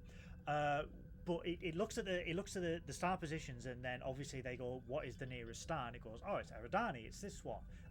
This was mapped in the 22nd century, and it was 70,000 light years away from that. So they go, oh, we're actually at this part of the galaxy. So they use like actual navigational science, and they go, well, there's the nearest star, and that's 5 light years away, and our observers said it was 70,000, so we must be in the Gamma Quadrant. And you go, right, okay, that just makes sense. And they say, well, this is the first stable wormhole, but then they go, well, it's not a natural phenomenon, it's stable, and it must have been constructed. And we get to meet. Yeah, it's why it's never shown up on scans. Yeah. Because basically, Jadzia Dax points out that the reason why usually you'd be able to find a wormhole by scanning for particular things, and the anomalies that you get in readings from wormholes are because they're unstable. So because this is a stable one, it means that it kind of failed their actual usual checks for what is a wormhole. That's the kind of in-universe explanation of why no one has ever found this. But effectively, they are the first people to travel knowingly through this wormhole. And that and then what they do is they basically go, "Wow, we're in the Gamma Quadrant. That's cool." And obviously on the station, Kira and O'Brien are panicking, being like, "Where have they gone? They've literally just vanished." But they go back through the wormhole, and then things get a bit weird because they start having an experience, but effectively the runabout starts slowing down and then showing that there's atmosphere outside, and it lands on a planet. And basically, the prophets inside the wormhole have created a planet for them to exist on. Yeah. So they leave the ship, and they both. This is the thing, okay? This is one of the critiques that I wrote down of things I didn't like, where they end up on this planet, walking around on this planet. They both see it totally differently. So a Cisco sees it as like a sort of crazy rock face where there's lightning and it's all horrible and dark and whatnot. Whereas Jadzia sees it as this beautiful scenic landscape with flowers and greenery everywhere. And as it goes on, basically what happens is Jadzia gets teleported back to DS9 as like she's unwanted, whereas Cisco gets, I don't know, it all explodes, it all cracks up and whatnot, and Cisco ends up in the white light that we see in the picture, and me right now, speaking directly to the prophets in their dimension, I guess. I see the depiction of Cisco on a rocky, stormy planet and Jadzia in a peaceful, tranquil summer garden as a reflective state of each individual's emotional state or mood at that time. So we see Cisco. We see Cisco on a dark, dank, rocky face, jagged rocks, storm, clouds. Everything is dark and gloomy. And then we see youthful and innocent Jadzia in a nice summer garden with birds singing and sunshine, and she's going, "It's lovely here," and he's just like, "Can you not hear the storm? Can you not see the rocks and the rock faces and stuff like that?" So I took it to represent, by the writers, that it represents those two people's states, mental states. That's interesting. I hadn't thought about that. That justifies it. And that when you see, because I just kind of go, why couldn't they just have them disappear in the runabout? Like just immediately go bang, she's teleported back to DS9. He appears in the white area talking to them. Because what we see is with Jadzia, when she's knocked on the floor and she gets up, the scene changes and flickers from a bright summer garden to a dark, rocky, stormy planet because she has been attacked. So then that fear has set into her, just changing her. That's really good. I didn't think about that. Yeah, and that is brilliant, actually. No, I do appreciate that. And then what we have next is basically the ongoing bit for the rest of the episode is Cisco having a very philosophical debate with the prophets directly. I would say this is equivalent. This is amazing Trek lore, and this is what redeems the I don't want to say redeem, but this is what makes me go, I should not have put this on the bad wheel, in terms of I had forgotten how good this was, that this is like Darmok and Jalad, like this is when the walls fell. No, that's Shaka. Yeah, like Darmok and Jalad at Tanagra. Sorry, but it's that thing of just where these are aliens that have no concept of time. These are aliens that are effectively, they are without time. They are without sort of physical thing. It's almost, and so Cisco childlike. Has to make a case for. Yeah, he has to explain what being a human is. And they're kind of like, hey, we're experiencing sort of like warlike feelings from you and sort of nasty stuff, like like you're obviously a horrible thing that should be destroyed. And he's like, no, that's just part of having a finite existence, and having to explain loss and the idea of time, and it's brilliantly done because the arguments that he has for it and this rapport that he builds up with the prophets, like spoilers for DS9, but as DS9 goes on, they kind of say, oh, Cisco was always meant to be the emissary. He was born to be this role, and it was all like foretold. Yeah. But in this first episode, it kind of makes it as just like, no, he is just the first person they interact with, and therefore becomes their emissary because of how endearing he manages to make humanity to the prophets. And and they go in, and it's amazing because he basically points out that human existence is linear because Yeah. we go from birth to death and we can never go back. We only exist going forward, and if we lose something at some point, then it's gone forever and we keep moving on. And they don't understand this because, as we see with interactions with them later, they exist in all times and space at the same time. So they go, oh, yeah, well, that event that happened 10,000 years ago, that's happening now, the same as this event that's happening 10,000 years in the future. Like, they do not operate, and it kind of conveys it quite well. Mm-hmm. But then what it does, and it has him explaining what loss is and explaining how humanity works and how his relationship with Jennifer was like a massive deal to him, and how and what's the amazing thing that it has? It's where did I write it down? Yeah, how they use their past experiences to prepare themselves to deal with the consequences and the risks of future experiences. Mm-hmm.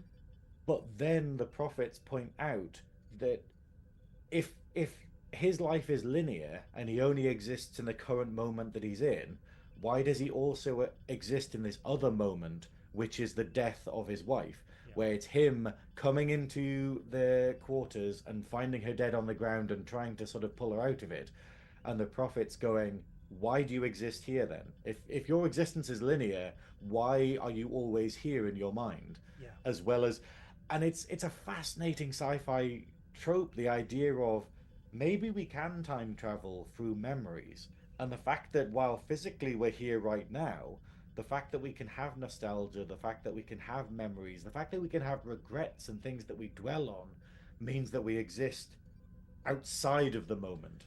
It's extremely highbrow when you think of the concept, because these beings do not have imagination. So what they see is they take it literally. So they go, you say that you live in a linear existence, however you are here, but you also exist at this point, and that point being the death of Jennifer right above there.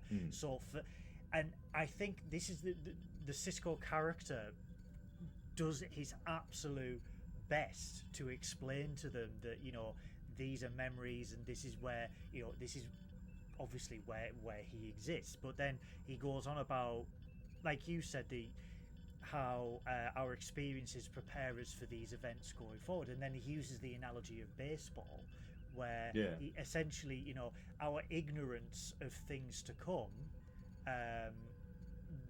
that's how we exist. We are ignorant. We do not know what is around the corner, and the point. But we learn to enjoy existence through it. And he points out that, and I think this is a revelation from the writers in this episode about human existence, which is the idea of the reason why games are fun is because we can challenge ourselves by trying to limit the risk and trying to sort of work out, make them try and control the consequences, but we can never fully control them.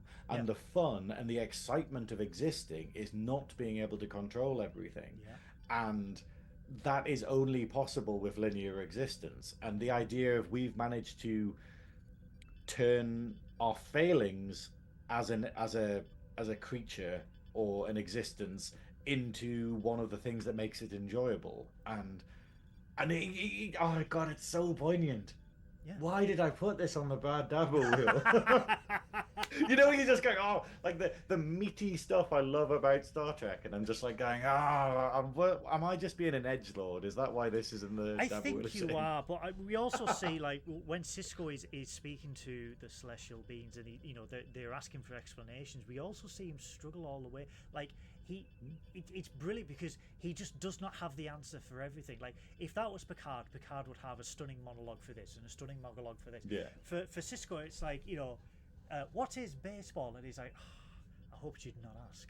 Do you know what I mean? And he's just like, it's great because the episode frames it because we don't know how long Cisco is in there. like No. because it's outside of time. So we don't know if it happens in a second. We don't know if it happens in like a day or so, because I think it does take a day. I'm pretty sure. So he could have been in there for like months explaining this. But it is hilarious that the way it does it is he's like, oh well, we prepare ourselves for time, and then like the prophet is like, what is time? And then you just see Cisco be like, and then it Yeah. cuts away, and you're like, Yeah. 5 months later, after he has managed to explain the concept of time It's to very someone. much like I reference them as being childlike, but it's very much apparent. Like when your child goes, Hmm. what is air? Why Yeah. is the sky blue? How do you exist? What is brain? What is a thought? And and it's that sort of thing, because these beings are so different from corporeal entities and so different in the universe. They don't have the knowledge of any of this, and as we find out, they sent out these orbs to try and make contact with other beings. However, they fear the corporeal beings Hmm. because they destroy each other. They are aggressive, and they hurt, and it's their misunderstanding of corporeal beings. And to see Cisco being peak Starfleet, peak Federation, where he's sort of explaining like what is a human, what makes a non-corporeal Isn't it being. weird? And this is the thing. And while Cisco is inside there, and I'm pretty sure the wormhole closes. Yes, Like, isn't it it closes, and it's them just going, "Hey, actually, we can't have the doors open if we're gonna get fucking dickheads coming in here." And Yeah. it kind of, and isn't it weird that the three key Golden Age Trek series all start with a trial? The first episode is humanity being put on trial, and effectively, this is Cisco with the prophets having to justify linear existence, not just humanity, but linear existence to the prophets in order to go, hey, we don't mean you any harm. Because what he gets out of it at the end is obviously, it doesn't say he's their emissary. Like I've forgotten how they work it in later on in this show that he's the emissary, or if it's just Kayopaka tells everyone, because the prophets don't directly say it. But the the fact that they go, okay, we'll allow people to travel through the wormhole, and then it becomes this connection with the gamma quadrant and whatnot, and that's kind of what he takes away from the situation. But it's just, it's amazing. But it has that beautiful scene. And obviously, I complained about Avery Brooks acting in some scenes, but then we have this beautiful scene where he's with one of the prophets that has taken the visage of his dead wife Jennifer, and it's basically him stuck in the moment of her death, like, or where him finding her, and he's drawn to tears, and she's just confused. She's just like, what's going on here, kind of thing, not understanding, and going, why do you still exist here? And he's like, and he's basically, he agrees. He goes, I exist here. My mind constantly makes me exist in this horrendous moment. And then she points out, none of your past experiences prepared you for this consequence, which is exactly what it is. That's grief. That is grief. That is loss. That is, regret. That is the guilt. chaos of life. Yeah. And she's just like, life isn't linear, is it? Your existence isn't linear because you can exist in the past, because you can make yourself exist in the past if you let yourself. And he agrees it's not linear. And it's beautiful. This is top tier Trek. What have I done? It is tip top tier Trek. And I'm sort of, since you mentioned that, like Emissary is another trial, like it is, isn't it? Like, because even Caretaker is humanity being put on trial by the Caretaker array. You have to think the Next Generation series, right? Bar Lower Decks and Prodigy. There's been a trial. So the Next Generation era opened with a trial. The Next Generation era ended by saying that the trial never ends. Because the last scene in Picard Season 3 is Q saying the trial is not over. Yeah. So it's a nice little It is. And it's this idea of having this universe with all these different races all interacting with each other. It's the fact that there is never peace. There is never what's it called in science where you get it where everything is actually settled? in science. Oh, God, I've forgotten. Homeostasis, I think. Oh, Is it homeostasis? I Yeah, know. but it's where you just kind of you never get that, and that's the idea. It's like we're constantly warring. We might be friends with the Klingons one day, and then we're enemies with them, or we're at war with them, and now they're allies again. The Romulans, blah, blah. And it kind of points out that like everything is constantly shifting. But yeah, but that's what I want to talk about the most. Okay, we need to sort of round up this episode, but there's still so much to talk about. So can I? Yeah, go Do you on. want to talk about the stuff you want to still talk about, and then I'll just go on a big rant about all the stuff I've got. The only thing I want to say is Paramount. You are under a lot of fire at the moment because you've abandoned certain things And not abandoned other things. that I violently disagree with. Infinite diversity in infinite combinations does not mean getting rid of DEI.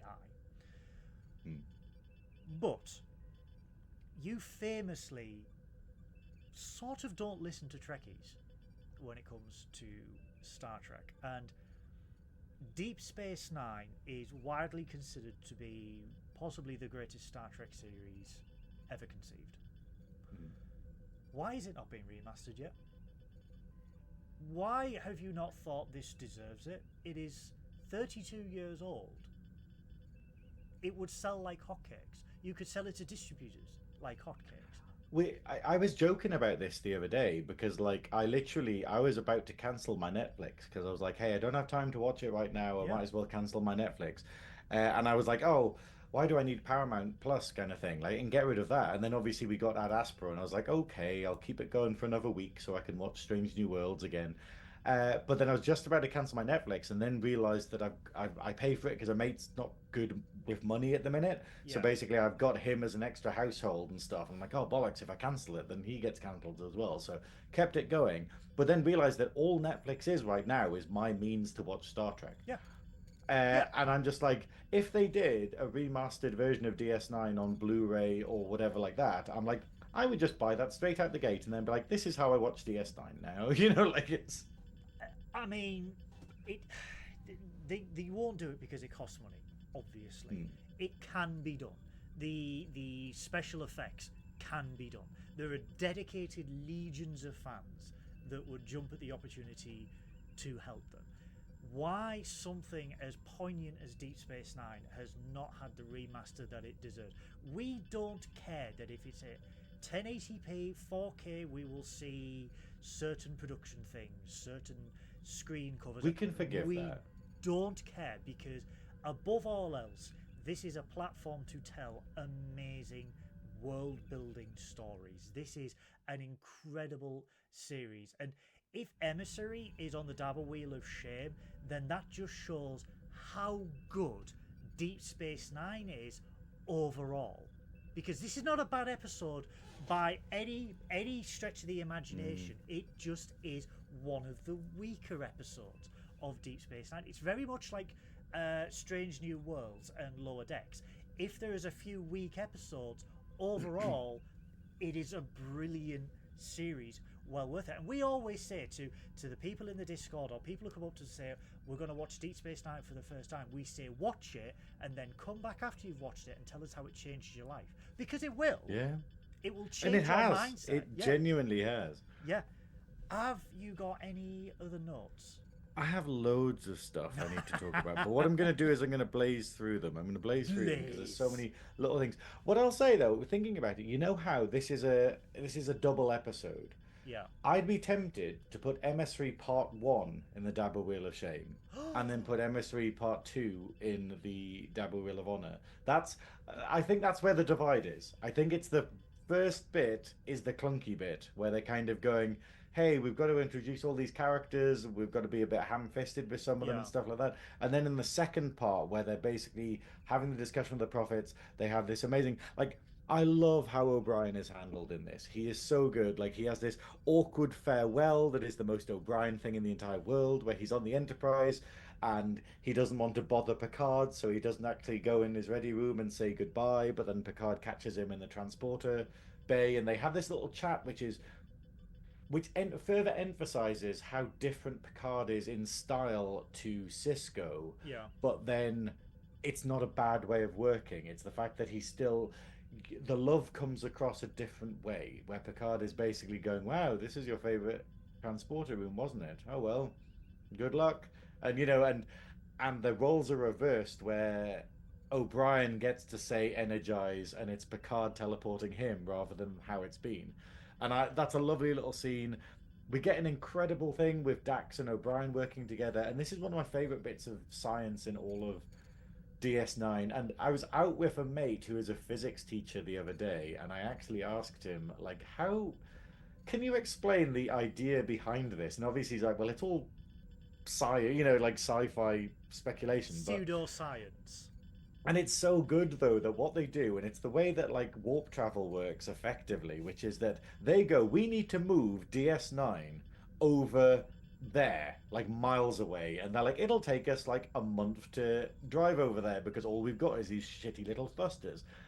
But then they realize that if they put a warp bubble around the actual whole station, then it can lower its inertial mass in order to make it lighter, and then it means that these crappy thrusters will work way better. And I just love it as a concept of going, what the hell, like you've managed to make it lighter purely by I don't know, like Essentially, I love that's it, how warp drive works. Warp drive Yeah. creates a bubble around a starship, reduces that starship's inertial mass to by phasing it into subspace, reducing the eternal mass so that it can travel faster than the speed of light. So essentially, think of it as you have got a car that is heavy. If you take out the spare tire, the seats, all unnecessary weight, that car is inherently faster because there is less weight for the engine to pull. because it's basically going, hey, you can't travel faster than the speed of light within this Within normal version of space-time. space. Yeah. Within normal space time. And the way they get around it is they go, yeah, but if you shift bits of it to subspace where that rule doesn't apply, then you can basically go faster. Anyway, but Yeah. I love that as a thing. Quark is a bit badly handled in this, but I kind of like it in a way because he has never trust ale from a god-fearing people, which I thought was a fun line. Bashir is just terrible. Bashir is absolutely terrible. He's a horn dog. He's just. I think the annoying thing is that, like, Jake, what we see with Jake is wonderful in this episode, and he's always wonderful in scenes with Cisco. They bounce off each other so well. It is perfect casting that they work so well together. The same as Cisco and Dax. They work so incredibly well on screen together and in scenes.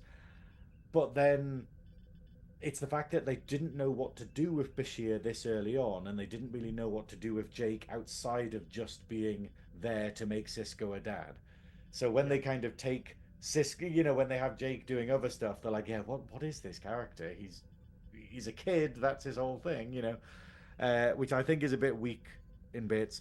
One of my hated things that I mentioned on section 31, which I'm annoyed is in DS9, the bit where O'Brien makes a transporter work by kicking it. Yeah. I hate it, man. It's a sci-fi trope of going, oh, let's just hit the console because that's how computers work, and you're like, no, what? Why would that ever? It is a And I'm rundown annoyed. station, so if you hit it, it will work. Yeah. But it's like, how does that lock on? Like, how does it? Yeah, I don't like it. But we do have lots of amazing stuff. What else have we got? Ducat and Cisco, they lie to each other. That's quite good. I like Ducat being a military dickhead, like as in so paranoid, where he's like, "Oh, I see that Cisco's in there trading for their technology and stuff," and it's like, nope, that's not what he's doing at all. But you are obviously so paranoid that you think it's naturally you're projecting your intentions onto someone else, and it's like, that's a great bit of Ducat-ism. I do quite like, though, and we get a wonderful episode later on, which is basically talking about O'Brien struggling with the ship systems and the fact of going, I don't know how a lot of this works. I'm just kind of guessing with some of it, which doesn't work in section 31, but in this, he's more experienced. But the fact that it's a Cardassian computer voice that he's arguing with, because they haven't got round to putting the Marjol Barrett Starfleet voice in yet, and the fact that you can tell it was a dictatorship that the Cardassians were under, because the voice is like, you can't do that. Nope, nope, you're not allowed. You're not allowed. Can't do that. And he's arguing with it, being like, but I need to. I need to do this thing.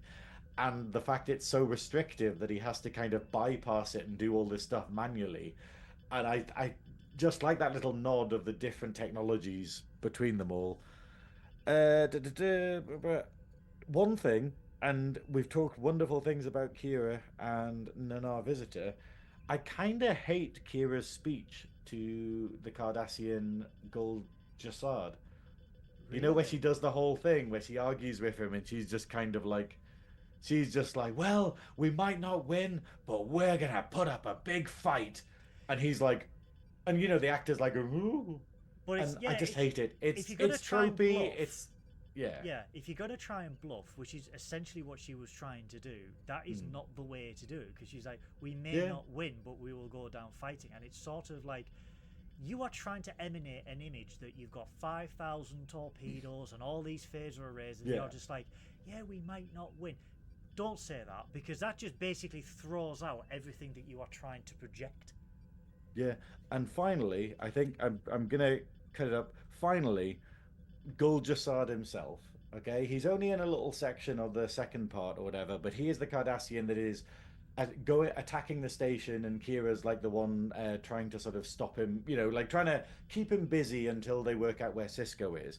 And honestly, I think I just wrote down "fuck off." Like, he's just so over the top and slimy. Like, the Gul Jassad is literally just like, you know, he looks like the last time he was seen before getting in this, like, you know, warship was like in a knackered up old ice cream van trying to pick up kids. It's just everything about him I hate, and it's just like, you know, and the fact that he, you know, Kira's like, oh well, we're gonna need at least a day to leave the station, and he's like, you have 1 hour, and I'm like, that is a stupid, like, if someone at work came up to me and went like, you know, it's not like Picard and Geordi, where Geordi goes like, oh, it'll take like 5 hours, and Picard's like, you've got 4, and you're like, okay, well, you know, kind of work on that. It's literally going, hey, can we have a day? No, you've got an hour. It's like, well, we're gonna fail then. You know, I don't like. What are you expecting from this? Possible. Yeah, like what? Gul Jassad, he's a dick, and the fact that I don't think he's a very well done character in this. He just seems a bit too campy, a bit too sort of, and the way that he sort of like is a bit like, oh, matron with like Kira, it just makes the whole thing a bit hammier. And yeah. Anything else to add? Well, finally, obviously we have an amazing scene, which is the Quark and Kira right at the end of, if you don't take that hand off my hip, you're never going to raise a glass with it again. Which is iconic, I think. That is an amazing scene. Uniform. It's really annoying because I saw a meme online where they changed it, where they had it where Quark was just like going, "That might be a fair trade," and I kind of loved it because in my head I thought that was the actual line. It's a risk I'm willing to being take. him willing to give up the use of his hand just to touch Kira up, and I'm like, yeah. So I was kind of like, that's an accurate line, I think, for Quark. But but the other thing is the fact of the Picard and Cisco, this major scene that we talked about, the fact that they end amiably, where Cisco starts off at the beginning basically going, hey, I'm going to leave this job. I don't want to do this. This is against my wishes. I'm just going to resign and become a citizen again. And then at the final thing is Picard being like, sort of, oh, right, how are you doing? Oh, I didn't actually put your resignation through. I didn't mention it, kind of thing. And Cisco, and then he calls Cisco out because Cisco goes, oh, actually, no, I am going to stay. I think this is going to work out. And Picard's like, are you sure? Because we can't have someone who's like dilly-dallying kind of thing. Yeah. But they end on kind of, and I don't know how this is earned, particularly with Picard. Like, but I wonder if maybe it's the fact of Cisco's anger towards Picard has been negated slightly by having closure about Jennifer through the profits. He's had a bit of closure of going, oh wow, this was ruining my life, being permanently locked into this moment, and it allows him to kind of see that Picard isn't Locutus. Yeah, I think it's.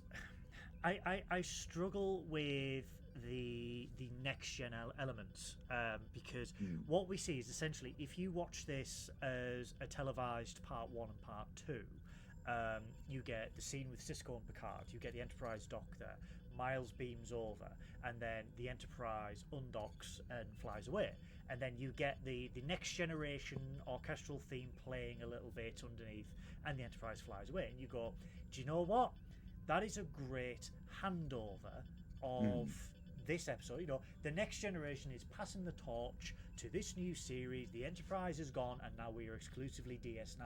But then for the Enterprise to reappear in part 2 and come back, and then they have this amicable scene, takes away from that bit with Miles O'Brien and the Enterprise leaving, and it's sort of like, you've passed the torch, but you needed them to come back to help.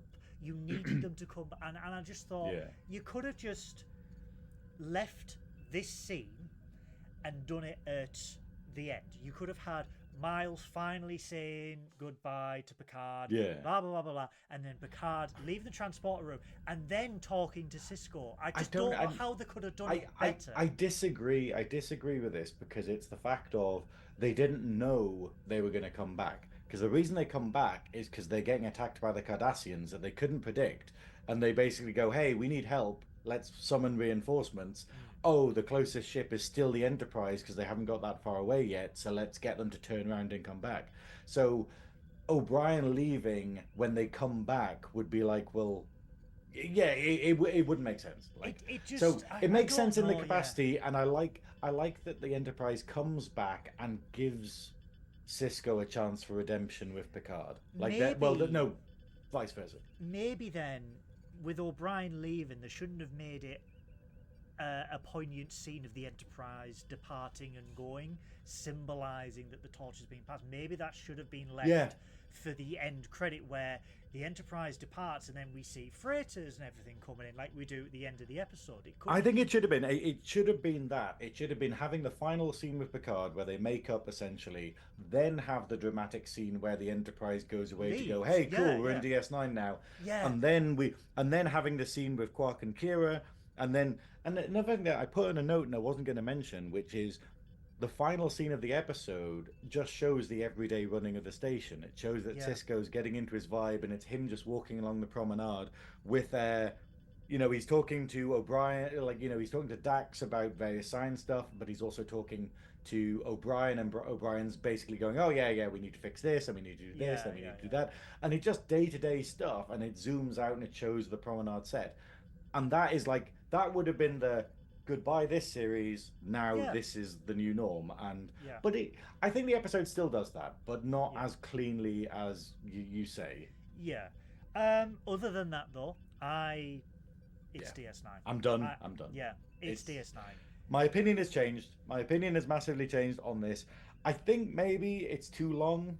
I think maybe the reason why I struggled with it in the past is that I can't keep track of everything that goes on in this to remember all of the good bits.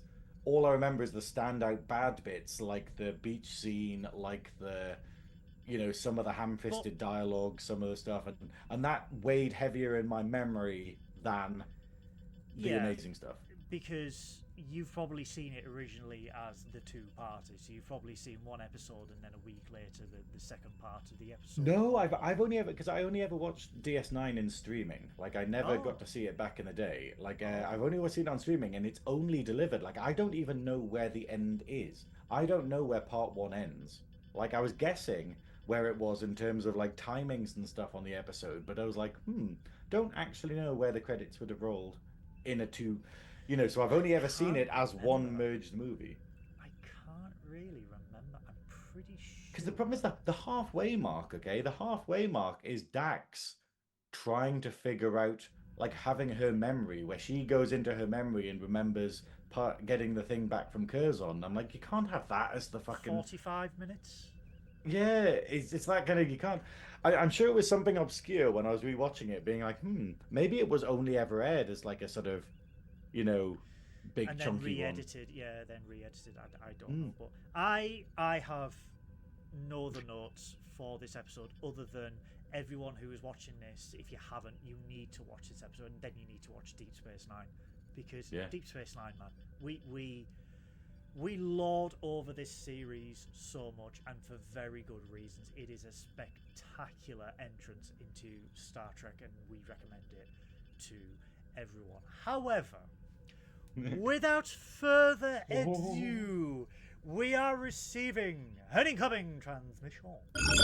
Incoming transmission. Oh, No. I need to change the Dabo Wheel. Yeah, that's it. We're Because getting to we change need to it. replace the bad with the good, meaning the Dabo Wheel of Honor. Welcome everybody to the Dabo Wheel of episodes. If this is your first time watching Trekkin Up North, first of all, welcome. I hope you enjoyed our 1 hour and 55-minute rant on Star Trek Deep Space Nine's Emissary. The Dabo Wheel of episodes has programmed into it every episode of Star Trek known to man. And what Science Officer Synoiz has done, very cleverly I might add, is divide 24 good episodes and 24 bad episodes. The good episodes appear on the Dabo Wheel of Honor, and the bad episodes appear on the Dabo Wheel of Shame.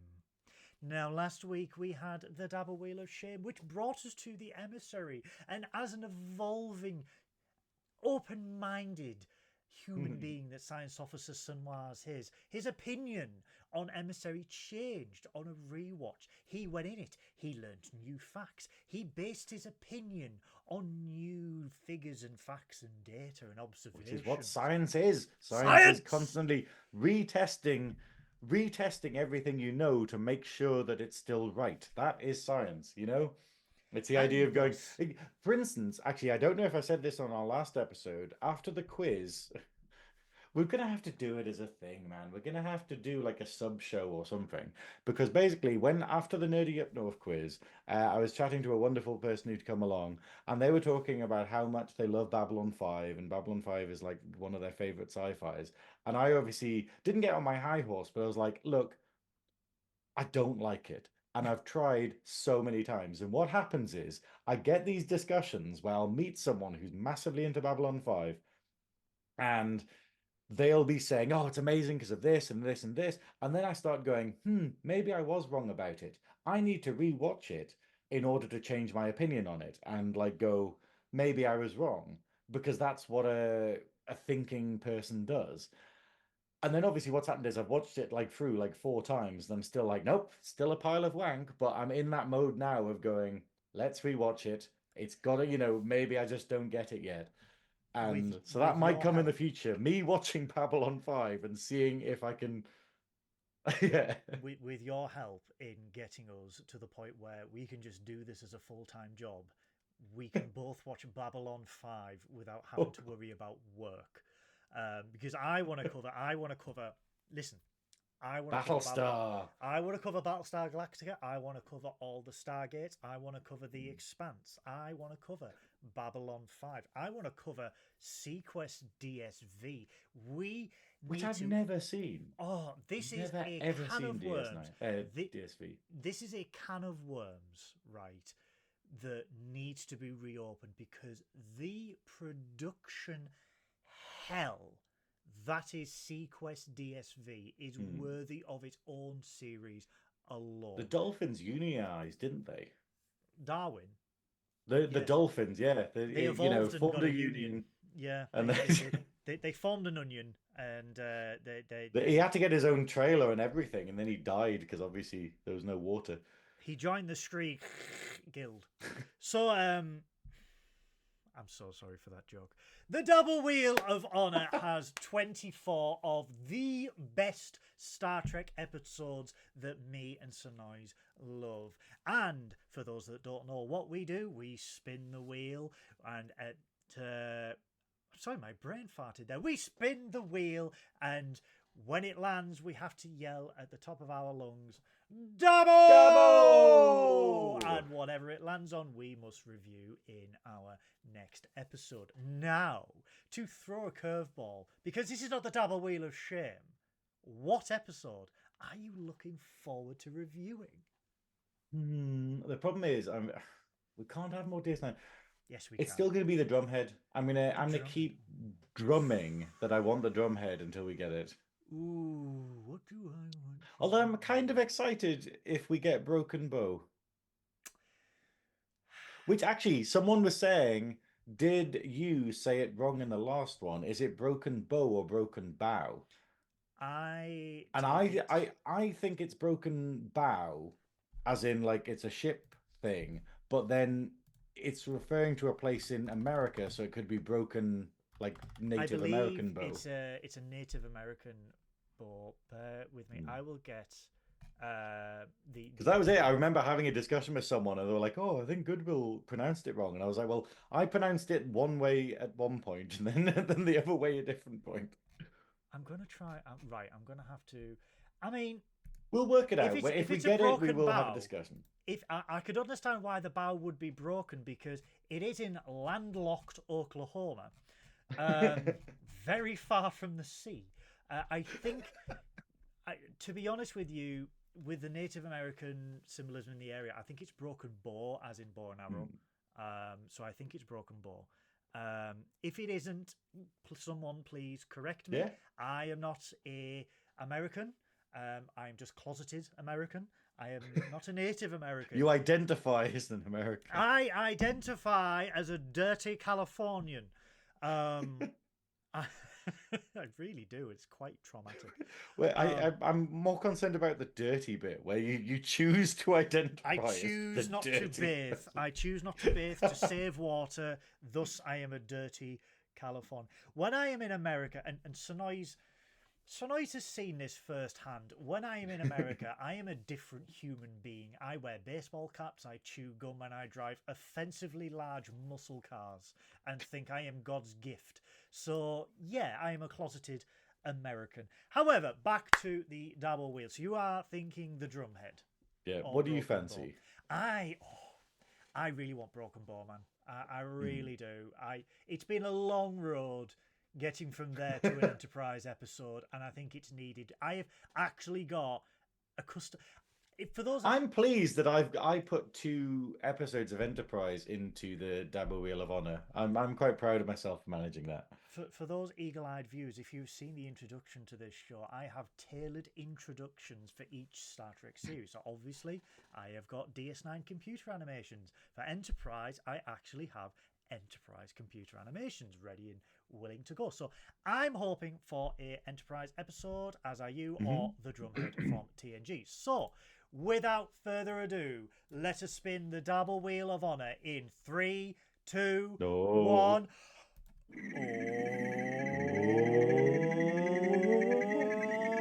Sausage!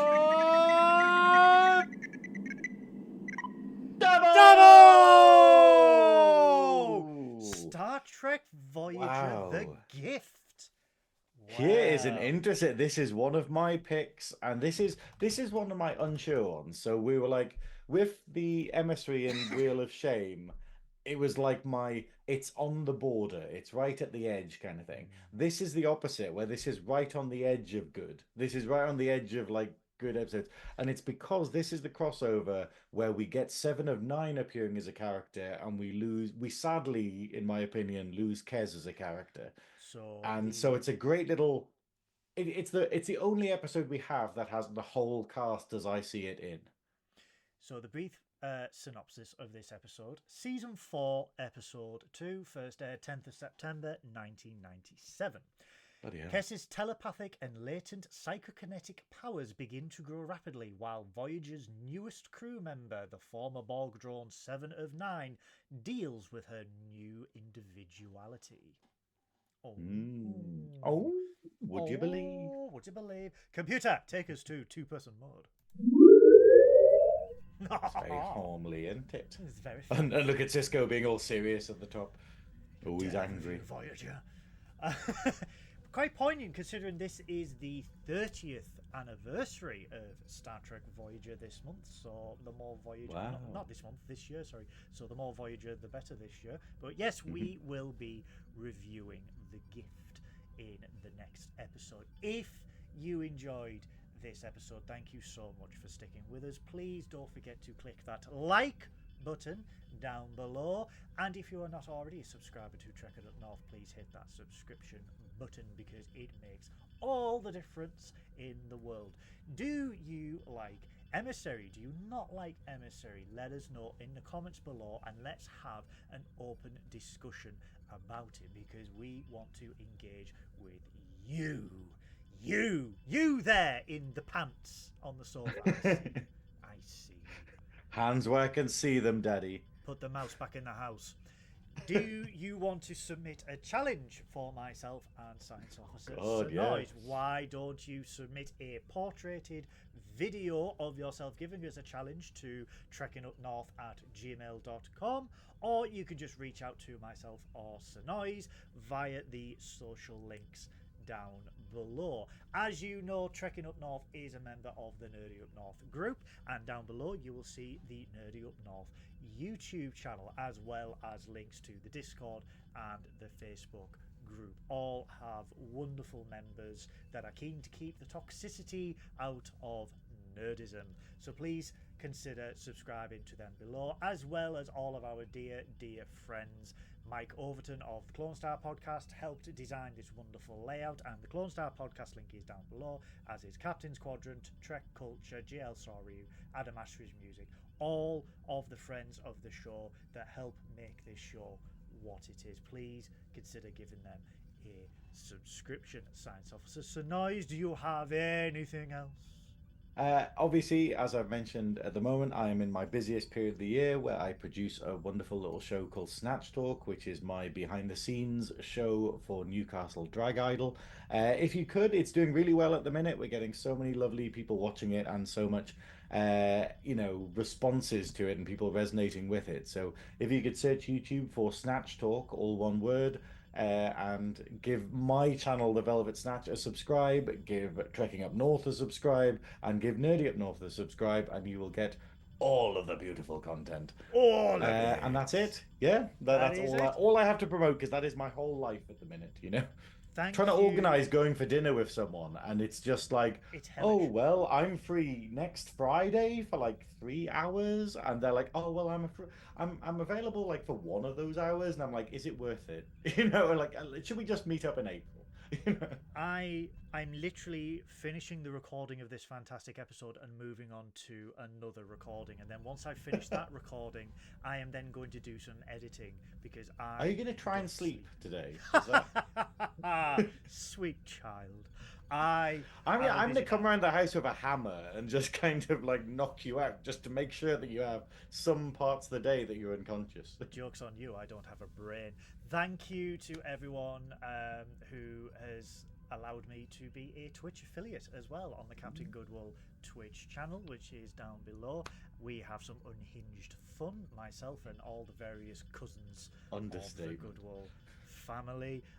You have not witnessed the Sonic fan fiction, which I am reading out for some strange reason. I strangely think I don't want to. I strangely think you do.